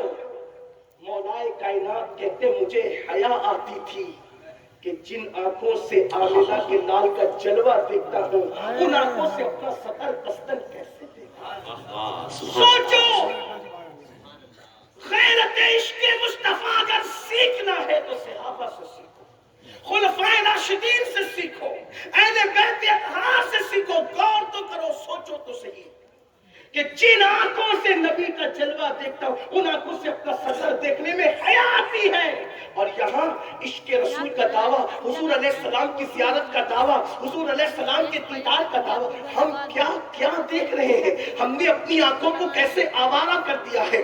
یاد رکھنا، جس قوم کا جوان آوارہ ہو جائے، جس قوم کے جوان کی فکر آوارہ ہو جائے، جس قوم کا جوان گناہوں کی دہلیز پر پہنچ جائے، جس قوم کا جوان بدکاریوں کی طرف پہنچ جائے، پھر ہوتا کیا ہے، اس قوم کو صفحہ ہستی سے مٹایا جاتا ہے۔ میرے آقا علیہ السلام کے جوانوں، آج بھی ہم نا امید نہیں ہیں۔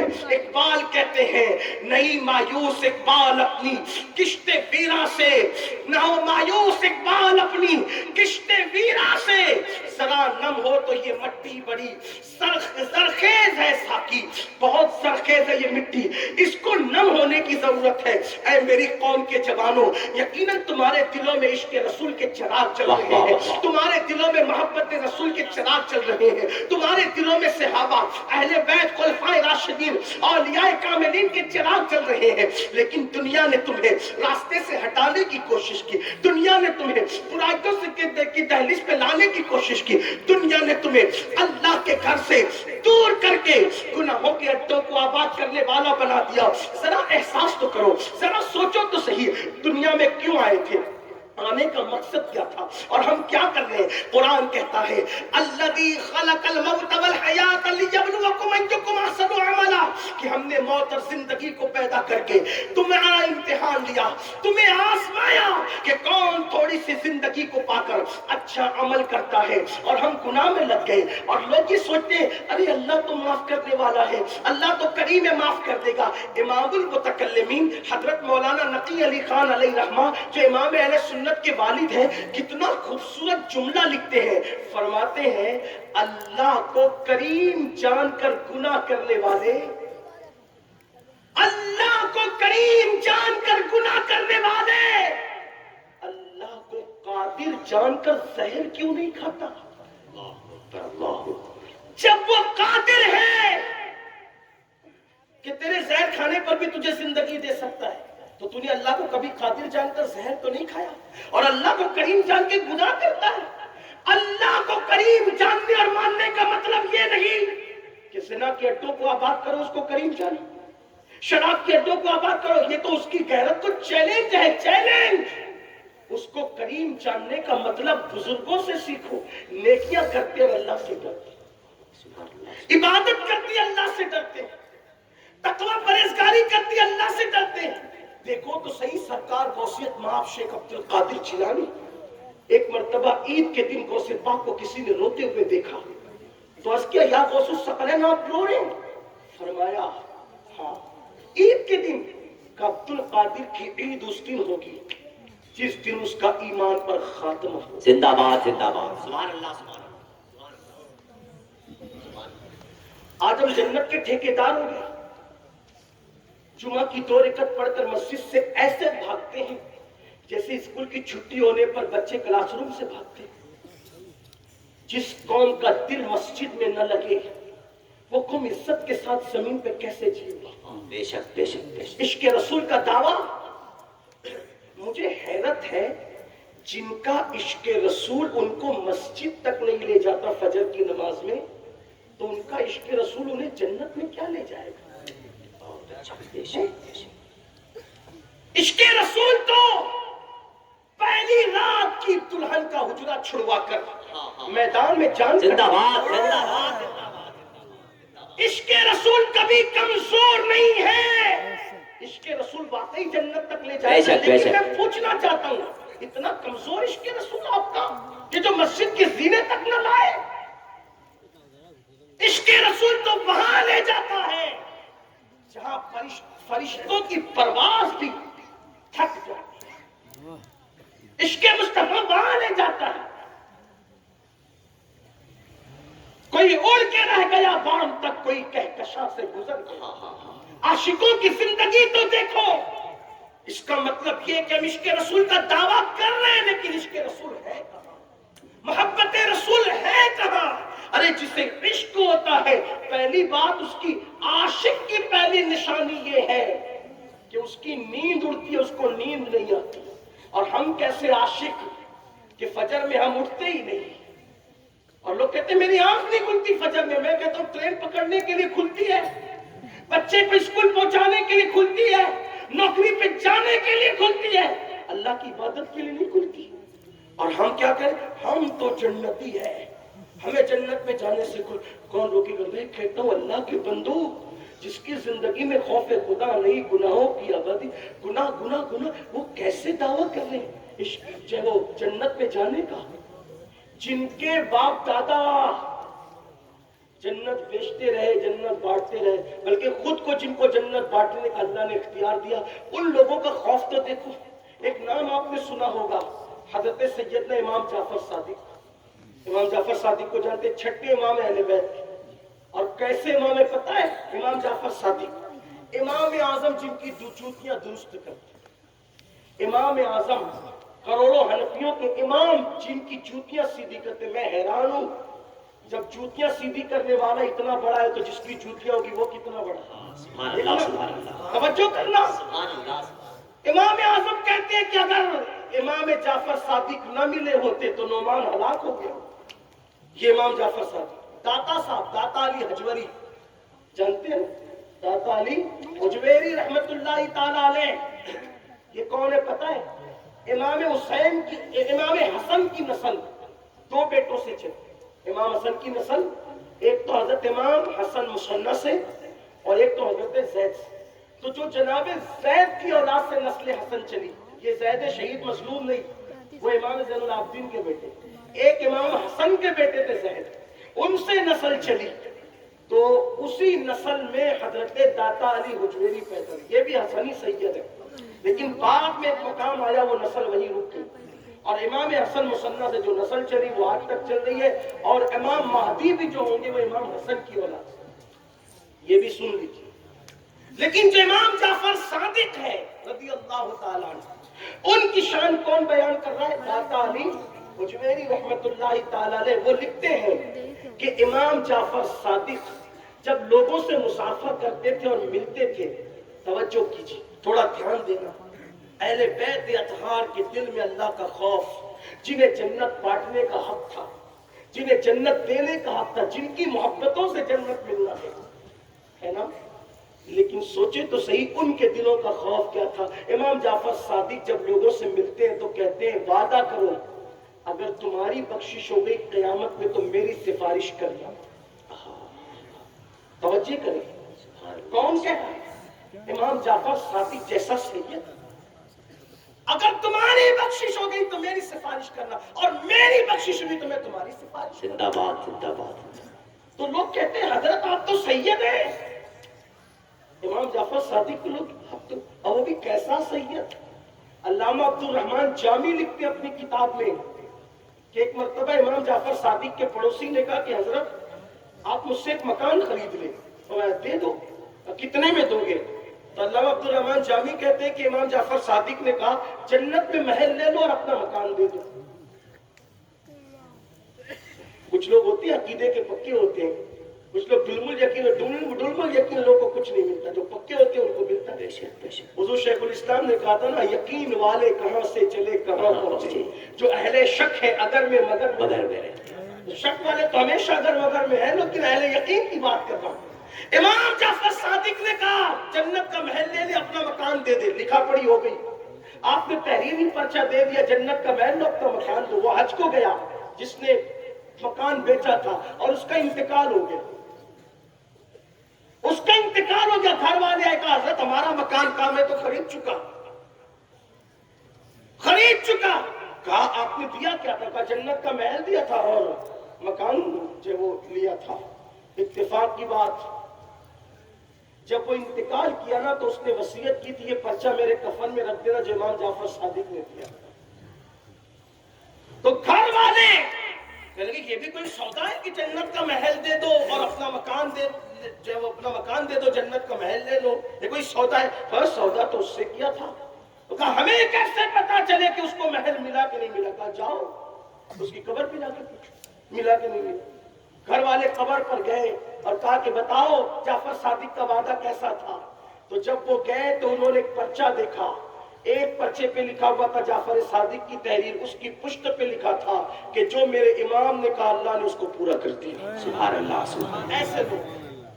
ایسے لوگ امام جعفر صادق ایسے جو جنت بیچ رہے ہیں، نبی کے یہ بیٹے، اور ان کی اللہ کی خشیت کا حال، یہ خوف خدا کا حال کہ جب لوگوں سے ملتے ہیں تو کہتے ہیں اگر تمہاری بخشش ہوگی تو میری سفارش کرنا، اور میری ہوگی تو میں تمہاری سفارش کروں گا.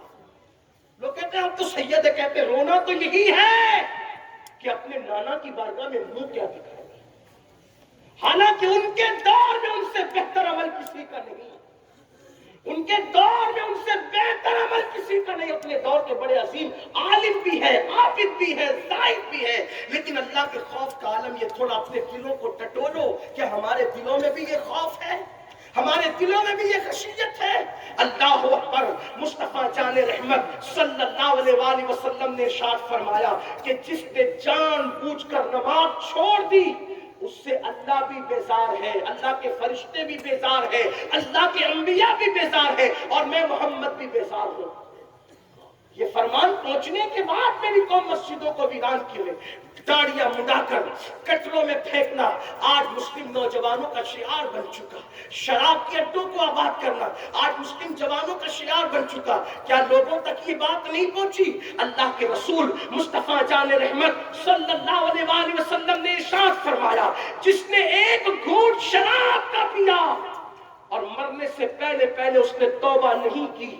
جب وہ اپنی قبر سے اٹھے گا یا تو اس کا چہرہ سور کی طرح ہوگا یا تو اس کا چہرہ بندر کی طرح ہوگا, اور اس کے منہ سے پاخانہ نکل رہا ہوگا, اور جن کٹوروں سے, جن آلات کے ذریعے سے وہ نشہ کرتا تھا, وہ آلات اس کے گلے میں لٹک رہے ہوں گے, اور اس کے پورے جسم پر سانپ اور بچھو چپکے ہوئے ہوں گے, اور اس پہ اللہ کی لعنت برس رہی ہوگی, اور فرشتے کہیں گے یہ وہ ہے جو دنیا میں نشہ کرتا تھا.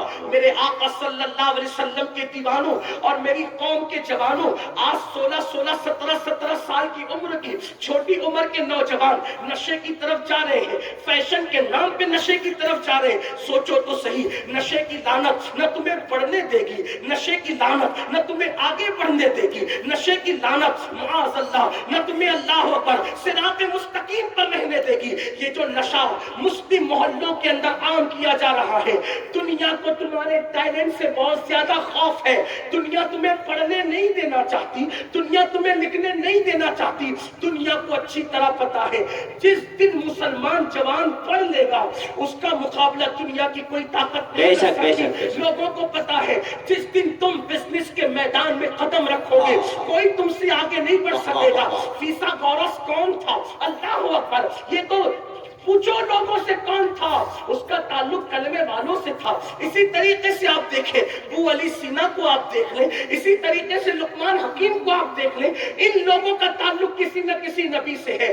تو ایمان والوں کو پڑھنے نہ دو, لوگوں کا منصوبہ پڑھنے نہ دو, انہیں اچھا بزنس کرنے نہ دو, ان کو غریب بناؤ, ان کو مفلس بناؤ, ان کو جاہل بناؤ. اس لیے کہ جب یہ جاہل رہیں گے, یہ مفلس رہیں گے, تو ان کو غلام بنانا آسان ہوگا. ہندوستان کی سرزمین پر جو حالات بنے ہوئے ہیں اس وقت میں مسلمانوں کو 3 چیزوں پہ توجہ دینی چاہیے. ایک تو دیندار بنو, ایک تو مالدار بنو, اور ایک تو ایجوکیشن کو عام کرو. مبارک پور والوں, اگر تم ایجوکیشن کی بات نہ کرو گے تو کون کرے گا؟ یہ تو وہ قصبہ ہے جس کے چراغ سے پوری دنیا کے اندر چراغ مصباحیان جلاتے نظر آ رہے ہیں.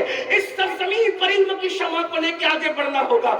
آج مسلمان کہتے ہیں مولانا میں اپنے بچے کو نہیں پڑھا سکتا کیونکہ میں غریب ہوں. میں کہتا ہوں میرے نوجوان, غربت کی شکایت نہ کر. کیا تجھے نہیں پتا عورتوں نے اپنے یتیم بچوں کو چرخہ کاٹ کر کے پڑھایا تھا؟ غوث پاک کو کس نے پڑھایا؟ محبوب الہی کو کس نے پڑھایا؟ ان کی ماں نے پڑھایا.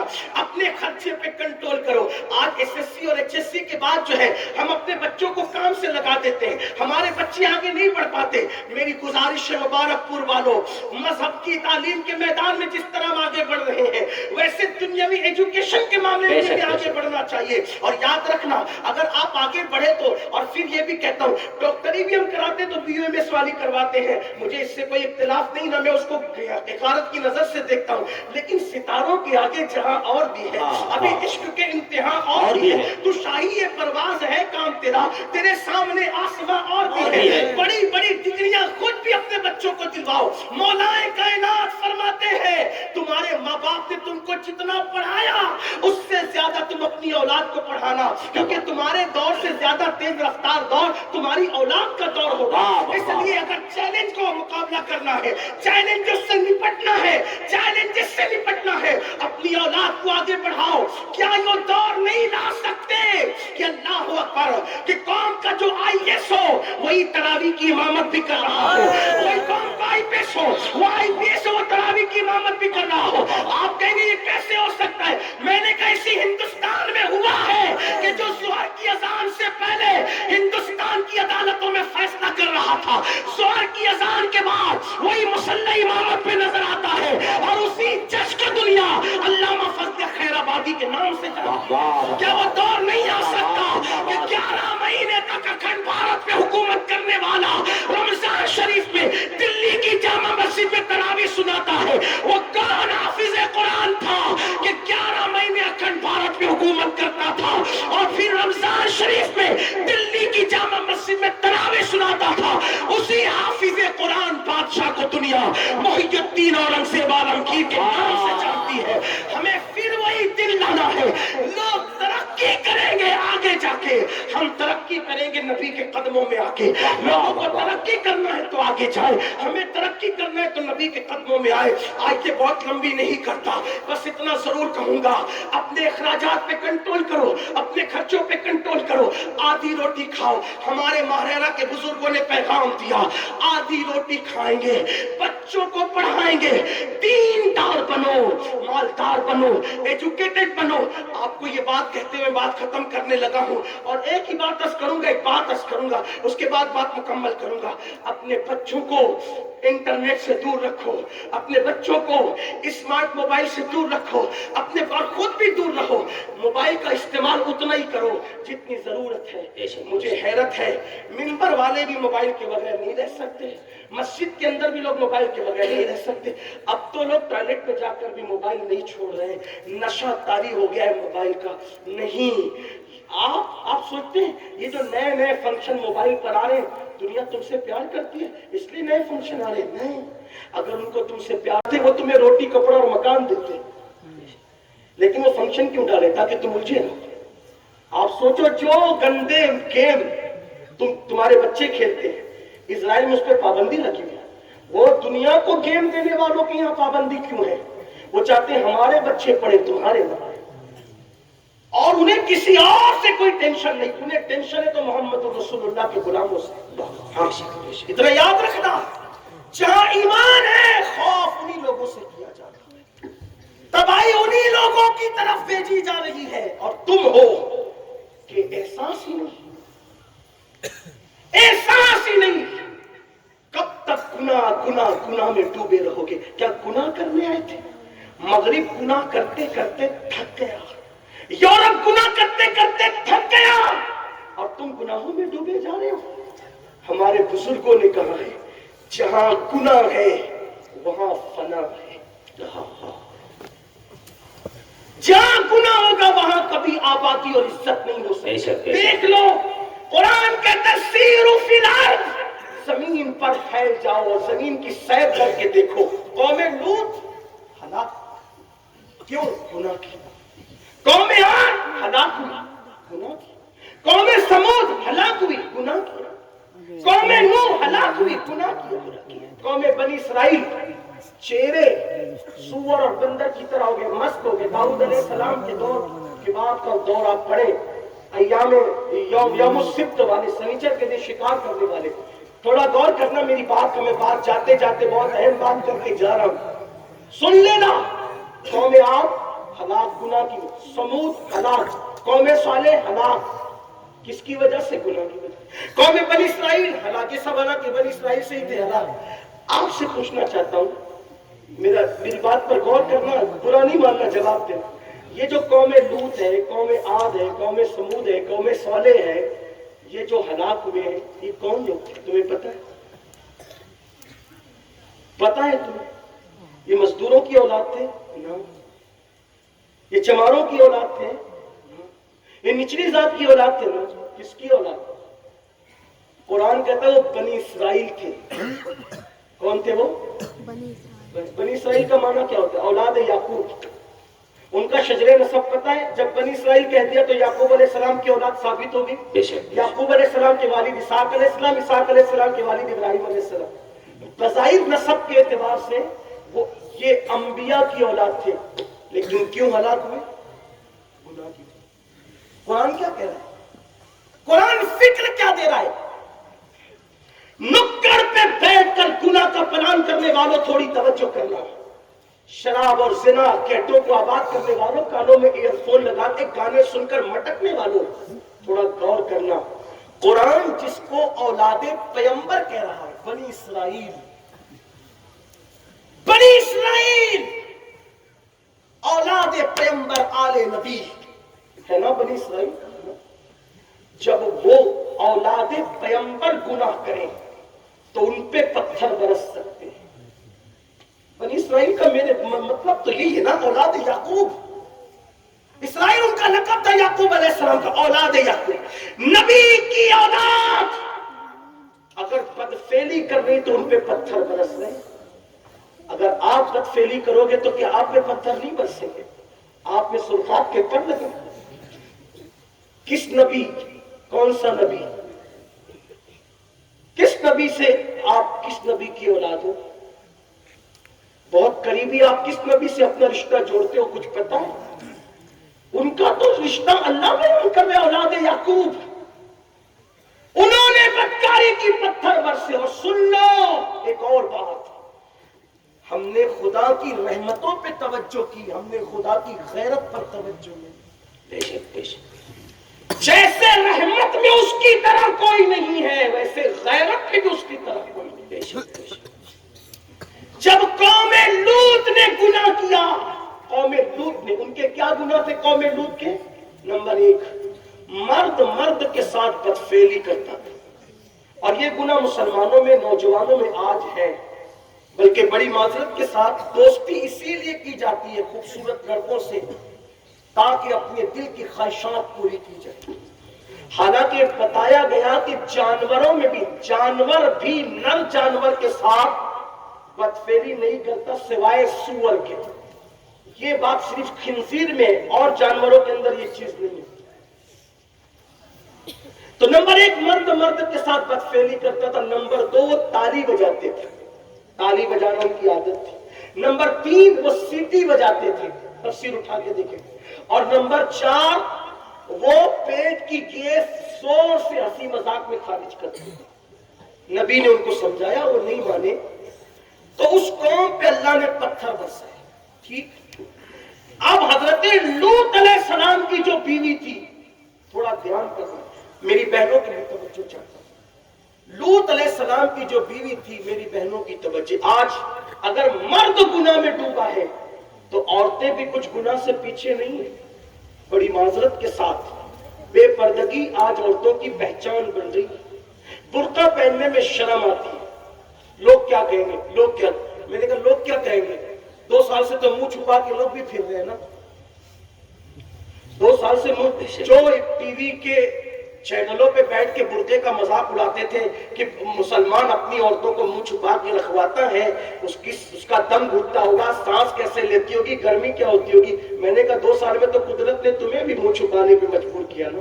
تم بھی تو منہ چھپا کر پھر رہے ہو, تم سانس کیسے لے رہے ہو, گرمی کا تمہارا حال کیا ہے. کہا نہیں, بیماری سے بچنے کے لیے ہم منہ چھپا رہے. میں نے کہا ہم منع نہیں کرتے, ہم بھی منہ چھپا کے پھرتے رہے 2 سال تک آپ کی طرح, لیکن جب بیماری سے بچنے کے لیے منہ چھپایا جا سکتا ہے تو کیا آبرو بچانے کے لیے منہ نہیں چھپایا جا سکتا؟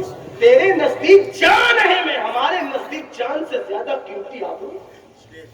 ہمارے مذہب نے ایک عورت کی عزت کو کتنا بلند کیا ہے. لوگوں کی یہاں عورت کچھ اور بھی ہو سکتی ہے. لوگوں کی عورت کا مطلب برتن دھونا, جھاڑو کرنا, کھانا پکانا. ہمارے عورت کا مطلب صرف برتن جھاڑو نہیں ہے. ہمارے عورت کا مطلب ام المومنین عائشہ صدیقہ ہے. ہمارے عورت کا مطلب ام المومنین خدیجۃ الکبریٰ ہے. ہمارے عورت کا مطلب سیدہ طیبہ طاہرہ خاتون جنت فاطمہ الزہرا ہے. ہمارے عورت کا مطلب جناب سیدہ زینب کبریٰ ہے. ہمارے عورت کا مطلب مریم ہے. ہمارے عورت کا مطلب آسیہ ہے. ہمارے عورت کا مطلب سیدہ آمنہ ہے. واللہ یہ وہ خواتین ہیں, ان کی عظمتوں کا عالم یہ ہے کہ دامن نچوڑ دے تو فرشتے ان کی عظمتوں کا عالم یہ ہے. اگر عورت ہمارے یہاں عائشہ صدیقہ کی شکل میں ہے, اگر عورت ہمارے یہاں عائشہ صدیقہ کی شکل میں ہے تو عورت وہ ہے کہ ام المومنین عائشہ صدیقہ کے بستر پر قرآن کی آیتیں نازل ہوتی ہے. اللہ اکبر. نبی جب عائشہ صدیقہ کے یہاں ہوتے, ام المومنین کے یہاں, ان کے بستر پہ قرآن نازل ہوتا. اس اعتبار سے میں اپنے ذوق سے کہتا ہوں کہ بستر عائشہ رش کے طور ہوا. بستر عائشہ رش کے طور ہوا کیونکہ طور پر موسیٰ آتے ہیں اور طور پر توریت آتی ہے. لیکن یہ عائشہ صدیقہ کا بستر ہے کہ جہاں پر جانے موسیٰ محمد رسول اللہ آتے ہیں اور وہاں توریت نہیں بلکہ قرآن آتا ہے. عورتوں کی شان ہمارے یہ ہے. ہاں, اگر عورت ہے تو وہ سیدہ زینب ہے. بھائی کی شہادت پر پوری امانت اسلام کی مدینے تک لانے والا کوئی مرد نہیں بلکہ عورت سیدہ زینب. امام زین العابدین کو اپنے کندھوں پہ اٹھا کے لانے والا کوئی مرد نہیں، وہ سیدہ زینب۔ ایک عورت کتنا بڑا کردار ادا کر سکتی۔ میں نے لوگوں سے کہا ہمارے عورتوں نے جہاد نہیں کیا لیکن مجاہدین عورتوں نے پیدا کی۔ بے شک بے شک، عورتوں نے قیادت نہیں کی لیکن قائدین عورتوں نے پیدا کیے۔ عورتوں نے آسمان کے سورج کی شعاعوں کو گرفتار نہیں کیا لیکن جنہوں نے سورج کی شعاعوں کو گرفتار کیا ان کی تربیت کرنے والی عورتیں۔ واہ واہ واہ واہ، ہاں، سبحان اللہ سبحان کسی عورت نے نیزے پہ قرآن نہیں سنایا لیکن جس نے نیزے پہ قرآن سنایا اس کو اس قابل بنانے والی اللہ، زندہ باد زندہ باد زندہ باد۔ اگر ماں فاطمہ ہو تو پھر بیٹا نیزے پہ قرآن سنا دے۔ تربیت کا اثر ہے۔ جو مائیں سیریل دیکھ کے بچوں کو دودھ پلائے گی اور جو مائیں موبائل پر مردوں سے اپنے کیریکٹر لیس گفتگو کرے گی اس ماں کی گود میں کس طریقے سے باقیدار بچہ جنم لے سکتا ہے۔ خوبصورت بیوی، جملہ یاد رکھنا، خوبصورت بیوی خوبصورت بچے کو جنم دے یہ ضروری نہیں لیکن باحیا بیوی باحیا بچے کو جنم دے۔ بے شک بے شک، سبحان اللہ سبحان باقیدار ماں باقیدار بچے کو اللہ، زندہ جنم باد زندہ باد۔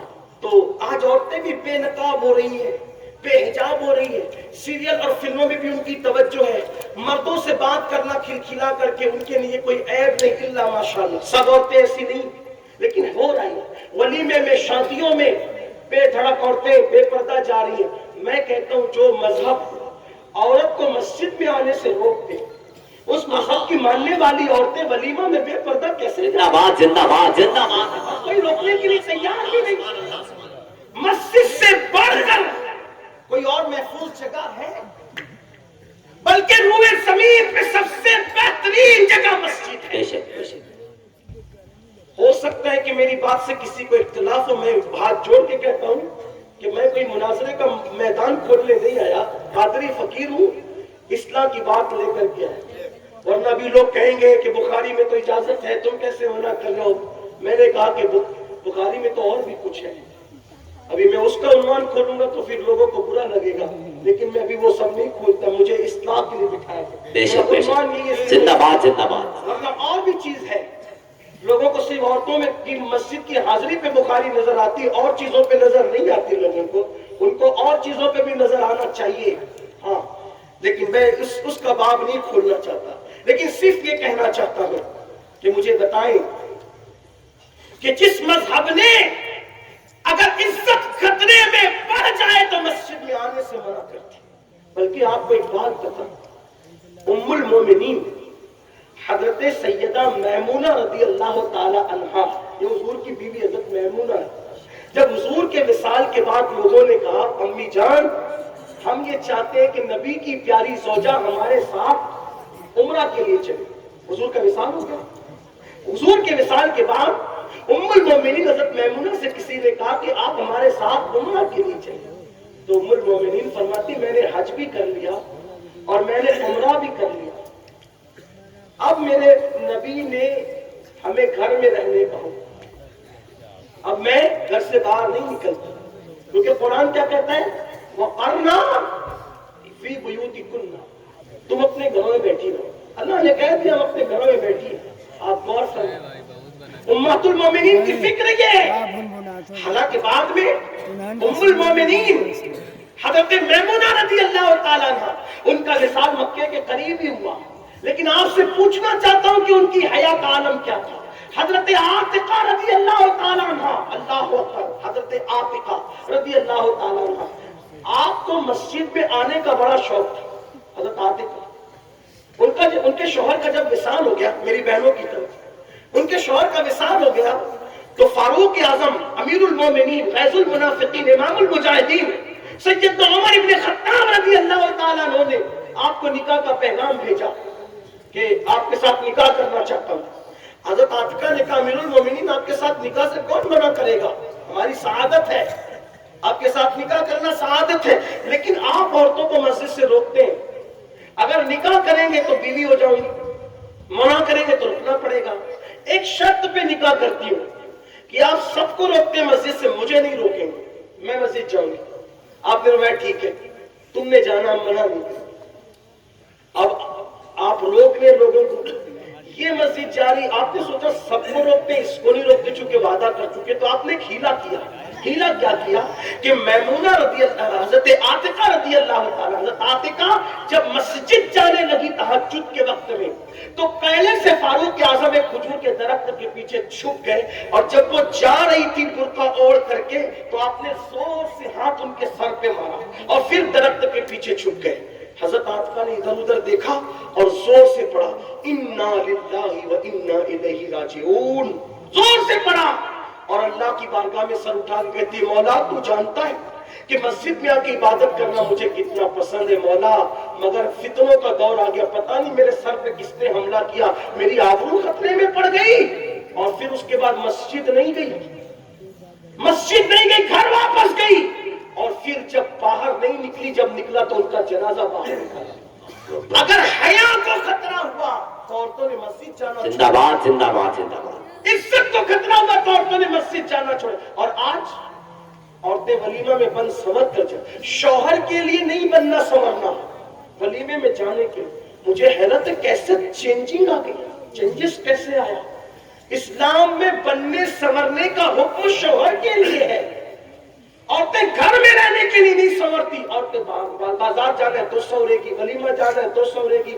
حالانکہ فرمایا گیا جو شوہر کی خوشی کے لیے سنورتی ہے، سنگار کرتی ہے، اللہ اس عورت کو رات میں نفل پڑھنے سے زیادہ ثواب عطا۔ سبحان اللہ سبحان اللہ سبحان اللہ۔ اسلام بننے سنورنے سے منع نہیں کرتا، جائز طریقے سے بننا سنورنا ہے تو، لیکن حیرت اس بات پر ہے کہ بے باک ہو رہی۔ تو بات دور نکلی، میں عرض کر رہا تھا بات سمیٹتے ہوئے، بہت دور نکل گئی بات، ٹائم بھی کافی زیادہ ہوا، میں اپنی گفتگو سمیٹ لوں گا اور سمیٹ ہی رہا ہوں کہ حضرت لوط علیہ السلام کی قوم نے جرم کیا، ان پہ پتھر برسے، لیکن لوط علیہ السلام کی جو بیوی تھی، توجہ کرنا، وہ مجرم نہیں تھی۔ اس اعتبار سے جس جرم میں قوم لوط مصروف تھی، اس جرم سے حضرت لوط علیہ السلام کی بیوی کا دور دور کا بھی کوئی تعلق نہیں تھا، کیونکہ نبی کی بیوی کبھی بے حیا نہیں ہو سکتی، بے غیرت نہیں ہو سکتی۔ کیوں؟ بلکہ اللہ نبیوں کے حوالے سے اتنی غیرت فرماتا ہے کہ میرے نبی پاک کے نکاح میں آنے سے پہلے آپ کی ازواج اگر کسی اور کے نکاح میں بھی رہی تو اللہ تبارک و تعالیٰ نے جو فطرت کے بعض معاملات ہیں ان سے ان کو محفوظ کیا۔ وہ آپ علماء سے پوچھ سکتے ہیں، میں اس کی طرف نہیں جاتا، لیکن بات آپ کو یہ بتانا چاہتا ہوں کہ اللہ کتنی غیرت فرماتا ہے کہ جب لوط علیہ السلام کی قوم پر بے حیائی کی وجہ سے پتھر برسے تو اللہ نے پتھر برسانے سے پہلے لوط سے کہا کہ آپ قوم سے نکل جائے، باہر نکل جائے۔ جب لوط علیہ السلام اپنی فیملی کے ساتھ باہر نکلے اور قوم پہ پتھر برس رہے تھے، اگرچہ لوط علیہ السلام کی بیوی اس بدی میں مبتلا نہ تھی، لیکن قوم پر جب پتھر برستے دیکھا تو لوط علیہ السلام کی بیوی نے پیچھے مڑ کے کہا ہائے میری قوم۔ لوط علیہ السلام کی بیوی نے کہا ہائے میری قوم۔ اللہ نے وہ پتھر جو مجرموں پہ برس رہے تھے، لوط علیہ السلام کی بیوی نے وہ پتھر ڈال کر اس کو بھی ہلاک کر دیا، اور ہمیں پیغام دیا اللہ کی غیرت۔ اگر نبی کی بیوی مجرم نہ ہو ان جرائم کے اعتبار سے، لیکن مجرموں کی حامی بن جائے تو اس پہ بھی پتھر برسے۔ آپ کہاں؟ یعنی گناہ نہیں کیا، وہ بدی نہیں کی، بدی کرنے والوں کی حمایت کی، ہائے میری قوم کا، اللہ نے اس پہ بھی پتھر برسا دیا۔ اب آپ سوچتے ہیں ہم بدی کرتے رہے، پاپ کرتے رہے، شراب اور زنا کے اڈوں کو آباد کرتے رہے اور ہم آرام کی زندگی جیے، عیش کی زندگی جیے، ایسا نہیں ہو سکتا۔ جہاں گناہ ہے وہاں فنا ہے۔ اگر اس فنا سے، تباہی اور بربادی سے بچنا ہے، ایک راستہ ہے بس، توبہ کا دروازہ کھلا ہوا ہے۔ اللہ کے بندو، اللہ کی طرف رجوع کرو، پلٹو، توبہ کرو۔ میرے اللہ کا وعدہ ہے کتنا بڑے سے بڑا مجرم بھی توبہ کرے گا ہم اس کو معاف کر دیں گے، اس کی مغفرت فرما دیں گے۔ بلکہ یہاں تک فرمایا کہ گناہ کرنے والا جب گناہ سے توبہ کرتا ہے تو ہم اس کے گناہوں کو نیکیوں میں تبدیل کر دیتے ہیں۔ اس کے گناہوں کو نیکیوں سے بدل دیتے. توبہ کر لو میری قوم کے جوانوں, توبہ کرو. توبہ کا دروازہ کھلا ہے. کیسے کیسوں نے توبہ کی, اللہ نے ان کو معاف کیا, اللہ تعالیٰ نے ان کی مغفرت کی, اور اللہ کا وعدہ ہے ان اللہ یحب التوابین, جو توبہ کرتے اللہ ان کو اپنا محبوب بنا لیتا ہے. ہر دروازے پر مجرم جا کر گناہ کا اعتراف کرے, اقبال جرم کرے تو اس کو سزا ملتی ہے, اس کی عزت جاتی ہے. میرے اللہ کی چوکھٹ وہ چوکھٹ ہے, وہاں آ کر کوئی اقبال جرم کر لے تو نہ سزا ملتی ہے نہ عزت جاتی ہے, بلکہ اللہ اس کو معاف بھی کرتا ہے اور اس کی عزت اس طرح بڑھاتا ہے. ان اللہ یحب التوابین, اللہ توبہ کرنے والوں کو محبوب بناتا ہے. حضرت محبوب الہی خواجہ نظام الدین اولیاء اپنے ملفوظات میں فرماتے ہیں ایک آدمی متقی ہوتا ہے اور ایک آدمی توبہ کرنے والا ہوتا ہے, اور دونوں برابر ہوتے ہیں اس اعتبار سے کہ متقی وہ ہے جس کے نام اعمال میں گناہ نہیں, اور توبہ کرنے والا وہ ہے کہ جس نے گناہ تو کیا مگر توبہ کیا, اور توبہ کی برکت سے اس کے گناہ مٹا دیے جاتے ہیں. تو اس کا نام اعمال بھی گناہوں سے پاک ہوتا ہے اور اس کا نام اعمال بھی گناہوں سے پاک ہوتا ہے. اس لیے توبہ کرتے رہو, اور یہ مت سوچنا کہ میں توبہ کروں گا تو میرا اللہ معاف کرے گا کہ نہیں کرے گا, یہ شیطانی وسوسہ ہے. ارے نادان سوچ تو صحیح, جب کافر ایک مرتبہ لا الہ الا اللہ محمد الرسول اللہ پڑھتا ہے تو اللہ اس کا کفر ختم کر دیتا ہے, اللہ اس کا شرک ختم کر دیتا ہے, اور ایمان لانے سے پہلے کے سارے گناہ اس کے مٹا دیے جاتے ہیں. اگر کافر یہ کلمہ پڑھے تو اس کو یہ انعام ملتا ہے, اگر مومن یہ کلمہ پڑھے تو اللہ اس کو کیا انعام عطا فرمائے گا. لوگ کہتے ہیں مولانا وظیفہ دیجئے, جب ان کو کہتے ہیں نا کلمہ پڑھو تو کہتے ہیں کوئی اور دیجئے. کلمے سے بڑا بھی کوئی وظیفہ, سوچے تو صحیح.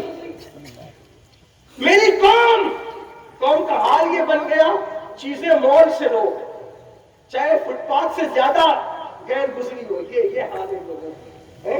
جو آسانی سے مل جائے اس کو نہیں لینا چاہتے, مشکل میں پڑھنا چاہتے, مشقت میں پڑھنا چاہتے. میں ملانے کے لیے نہیں کہہ رہا ہوں, صرف سمجھانے کے لیے کہہ رہا ہوں. کلمہ زبان پر آسان ہے, جس سے کفر ختم ہو جائے وہ کلمہ طیبہ, جس سے شرک جیسا جرم مٹ جائے وہ کلمہ طیبہ ہے. اور لوگ کہتے کچھ اور دیجئے, کلمے سے بھی بڑی کوئی چیز. آقا فرماتے افضل الذکر لا الہ الا اللہ, بہترین دعا سورۃ الفاتحہ ہے, لیکن ہم اس کی طرف نہیں آتے.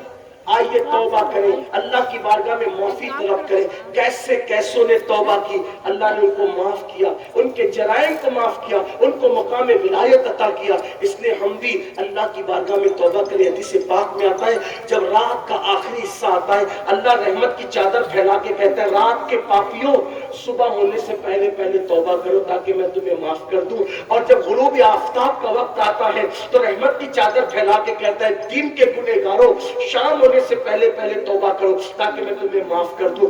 آئیے نا, جب توبہ کا دروازہ کھلا ہے تو معافی مانگ لیجئے, توبہ کر لیجئے. اللہ اکبر. بس جو آخری بات بس کرنے چلا تھا, بات طویل ہوئی, اختتام کی طرف جاتے ہیں. اگر جوان توبہ کرے, جوان کوئی جوان توبہ کرے تو 40 دن تک آسمانوں میں نور کی قندیلیں جلائی جاتی ہیں. فرشتے دوسرے سے پوچھتے یہ کیوں ہے تو کہا جاتا ہے آج جوان کو توبہ کیجئے. اور توبہ کان کھینچنا گال پیٹنا نہیں.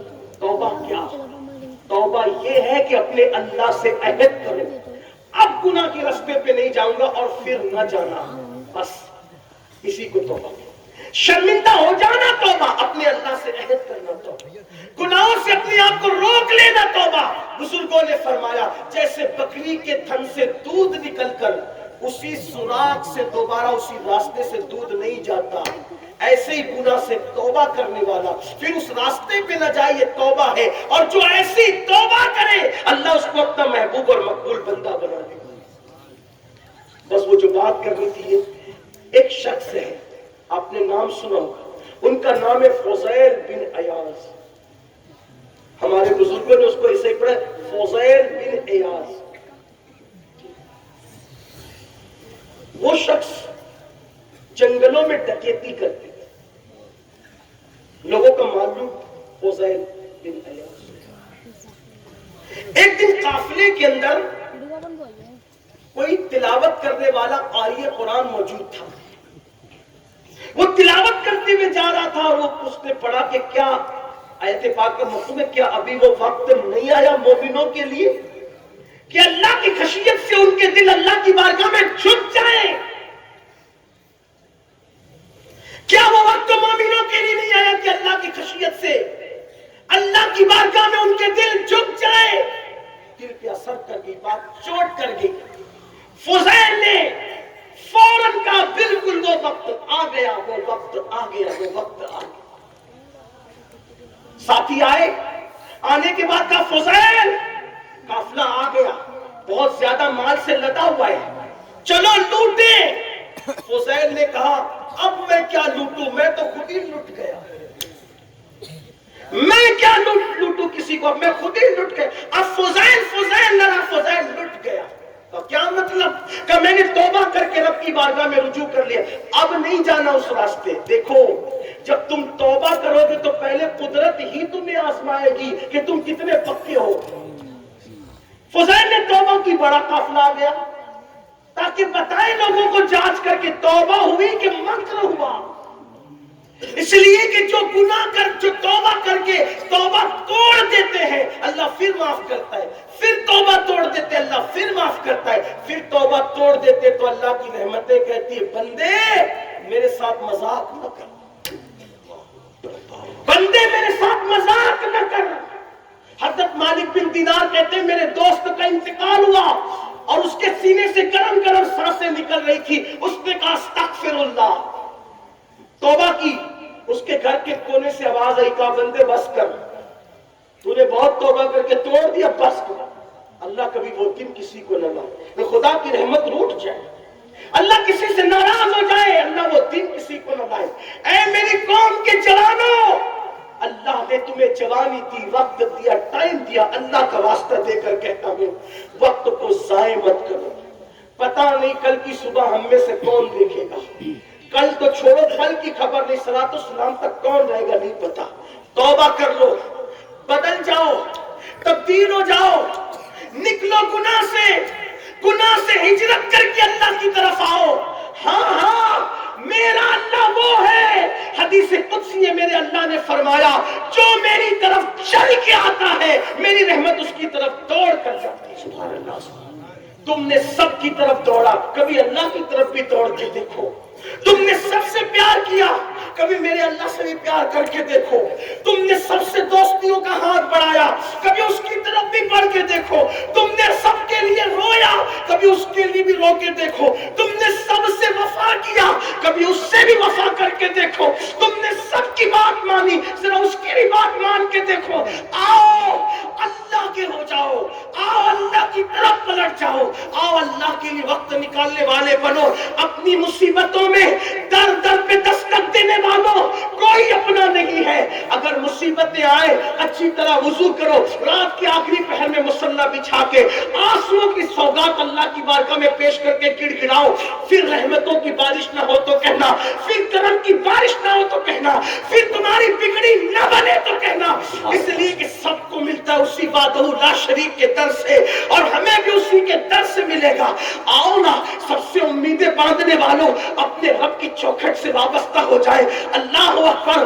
ارے ایک وقت میں اگر 5 مرتبہ، ایک دن میں 5 مرتبہ کوئی فقیر کسی بخیل کے دروازے پہ جاتا ہے تو بخیل سے بخیل بھی کچھ نہ کچھ دے کے ٹالتا ہے، وہ مکمل 5 بار انکار نہیں کرتا. جب بخیل 5 بار آنے والے کو دے سکتا ہے تو اس جواد و کریم کے بارے میں کیا خیال ہے؟ ایک دن میں 5 بار اس کے دروازے پہ دستک دو گے تو وہ کیوں نہ عطا کرے گا، جبکہ اس کا وعدہ ہے ادعونی استجب لکم، مجھ سے مانگو میں ضرور عطا کروں گا. وہ کہتا ہے ان اللہ لا یخلف المیعاد، اللہ اپنے وعدے کا خلاف نہیں کرتا. لیکن کوئی آئے تو صحیح بات کہتے ہم تو مائل بکرم ہے، کوئی سائل ہی نہیں، راہ دکھلائے کسے راہ روے منزل ہی نہیں. میری قوم کے جوانوں آؤ اپنے اللہ سے رشتہ مضبوط کریں، اپنے اللہ کے قریب آئیں. اس کا وعدہ ہے جو میری طرف چل کر آتا ہے میری رحمتیں اس کی طرف دوڑ کے جاتی ہے. امتحان لیا اللہ نے. ادھر فضیل نے توبہ کی، ادھر قافلہ آیا، فضیل چلو لوٹو. فضیل نے کہا ہم تو خود لٹ گئے، کیا کسی کو لوٹے، توبہ کر لی میں نے، اب نہیں لوٹوں گا کسی کو. ساتھیوں نے کہا جب ڈکیتی میں آپ ہمارے سردار تھے، ڈکیتی میں سردار تھے، توبہ میں بھی سردار بنی، ہم توبہ کر لی گئی۔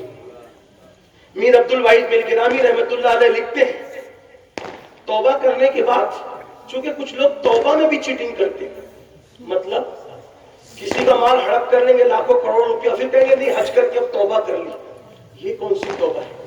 پیسے ہڑپ کیے تو وہ واپس بھی تو کرنے پڑے، اگر پتہ ہے نا تو واپس، ایسے نہیں کہ آپ جو وہ پیسے ہڑپ کر کے پھر کہیں ہم توبہ کر لیے، نہیں، اگر ہڑپ کیے تو واپس کرنے پڑے، اور نہیں معلوم ہے تو الگ بات ہے، پھر اس کے لیے آپ کے پاس تو اتنی بڑی یونیورسٹی موجود ہے، جو موقع کے مسائل جدیدہ سے جا کر بات کریں، علماء سے، ہمارے مفتیان کرام سے جا کے بات کریں، بتائیں گے، اگر نہیں یاد ہے تو کیا کریں، نہیں پتہ ہے تو کیا کریں، وہ بتائیں گے۔ میں کوئی مفتی بھی نہیں، کوئی صاحب فتویٰ بھی نہیں، فقیر آدمی ہوں، آپ کی گلی میں صدا لگانے آ گیا ہوں کہ چلو اللہ کی طرف رجوع کر، بس اتنی سی بات ہے، اور کچھ نہیں۔ فضیل نے جب توبہ کی، میر عبد الواحد بالگرامی رحمت اللہ علیہ لکھتے ہیں، تو ان کو یاد تھا کہ میں نے ایک یہودی کا مال لوٹا تھا، اس کا مال لوٹا تھا، اس کے گھر کے بھائی کا مال تو سب ختم ہو گیا، کھا پی کر لوگوں نے برباد ہی کر دیا، سب اب کچھ ہے نہیں، ایک کام کرو معاف کر دو۔ اس نے کہا دیکھ بھائی معاف کرنے کی ایک صورت ہے۔ کہا کیا؟ کہا صورت یہ ہے کہ میری رقم واپس کرو، میری اشرفیہ سونے کے سکے واپس کرو۔ کہا حضرت میں تو وہی کہہ رہا ہوں کہ میں ختم، کھا پی کے سب ختم ہو چکا ہے، اب کچھ ہے نہیں، اسی لیے معافی مانگنے آیا، ہوتا تو لوٹا دیتے، معافی مانگ رہے ہیں۔ کہا ٹھیک، وہ یہودی کہتا ٹھیک، کوئی بات نہیں، نہیں دے سکتے نا تم سونے کی اشرفیاں، سکے نہیں دے سکتے؟ کہا نہیں، مٹی کی بنا کے دے دو، مٹی کی دے دو، ہم قبول کر لیں گے، مٹی ہی کی دے دو۔ انہوں نے کہا بات تو بھائی بہت سستا سودا ہے، سونے کی لے کر لوٹی تھی، وہ ختم کر دیا، وہ مٹی کی مانگ رہا ہے۔ تو انہوں نے مٹی کی وہ ٹھیکریاں ان کو لا کر کے، اس شخص کو لا کر کے دے دی۔ جب وہ شخص کے ہاتھ میں گئی، اس نے تھیلی کھولا تو کھول کر کے دیکھا کہ وہ سب سونے کی تھی۔ اس نے کہا کہ یہ میں تو لے چکا، لیکن اب مجھے ہاتھ بڑھائیں اور کلمہ پڑھا کر اسلام میں داخل کر۔ آپ نے کہا میں حیران ہوں کہ یہ سونے کی کیسے ہو گئی، اور تو یہودی ہو کیا کلمہ پڑھنا چاہتا ہے میرے ہاتھ میں؟ اس نے کہا کہ میں نے آسمانی کتابوں میں پڑھا تھا اپنے مذہب کی کہ محمد رسول اللہ کا کوئی سچا غلام اگر وہ سچے دل سے گناہوں سے توبہ کرے گا تو مٹی کو ہاتھ لگائے تو وہ بھی سونا ہو۔ زندہ باد، زندہ باد، زندہ باد، سبحان اللہ، سبحان اللہ۔ یہ پیغام لے کے جائے گا، سبحان اللہ، سبحان اللہ۔ توبہ کی برکت ہے، یہ توبہ کی برکت ہے۔ آج ہم توبہ کی طرف اس طرح نہیں جا رہے، لیکن ٹھیک ہے چلے، اتنے بڑے منزل کی توبہ ہم نہیں کر سکتے، کم سے کم مٹی سونا نہ بنے، ہم ہی سونا بن جائے، ہم ہی قیمتی بن جائے، ہم ہی اپنے آپ کو بدل دیں، ایسی توبہ کر لیں۔ اللہ سے دعا ہے کہ اللہ تعالیٰ مجھے آپ سب کو سچی توبہ کی توفیق عطا فرمائے، ہمیں اللہ بدل دے، ہماری نسلوں کو بدل دے، ہماری زندگی میں انقلاب برپا کر دے۔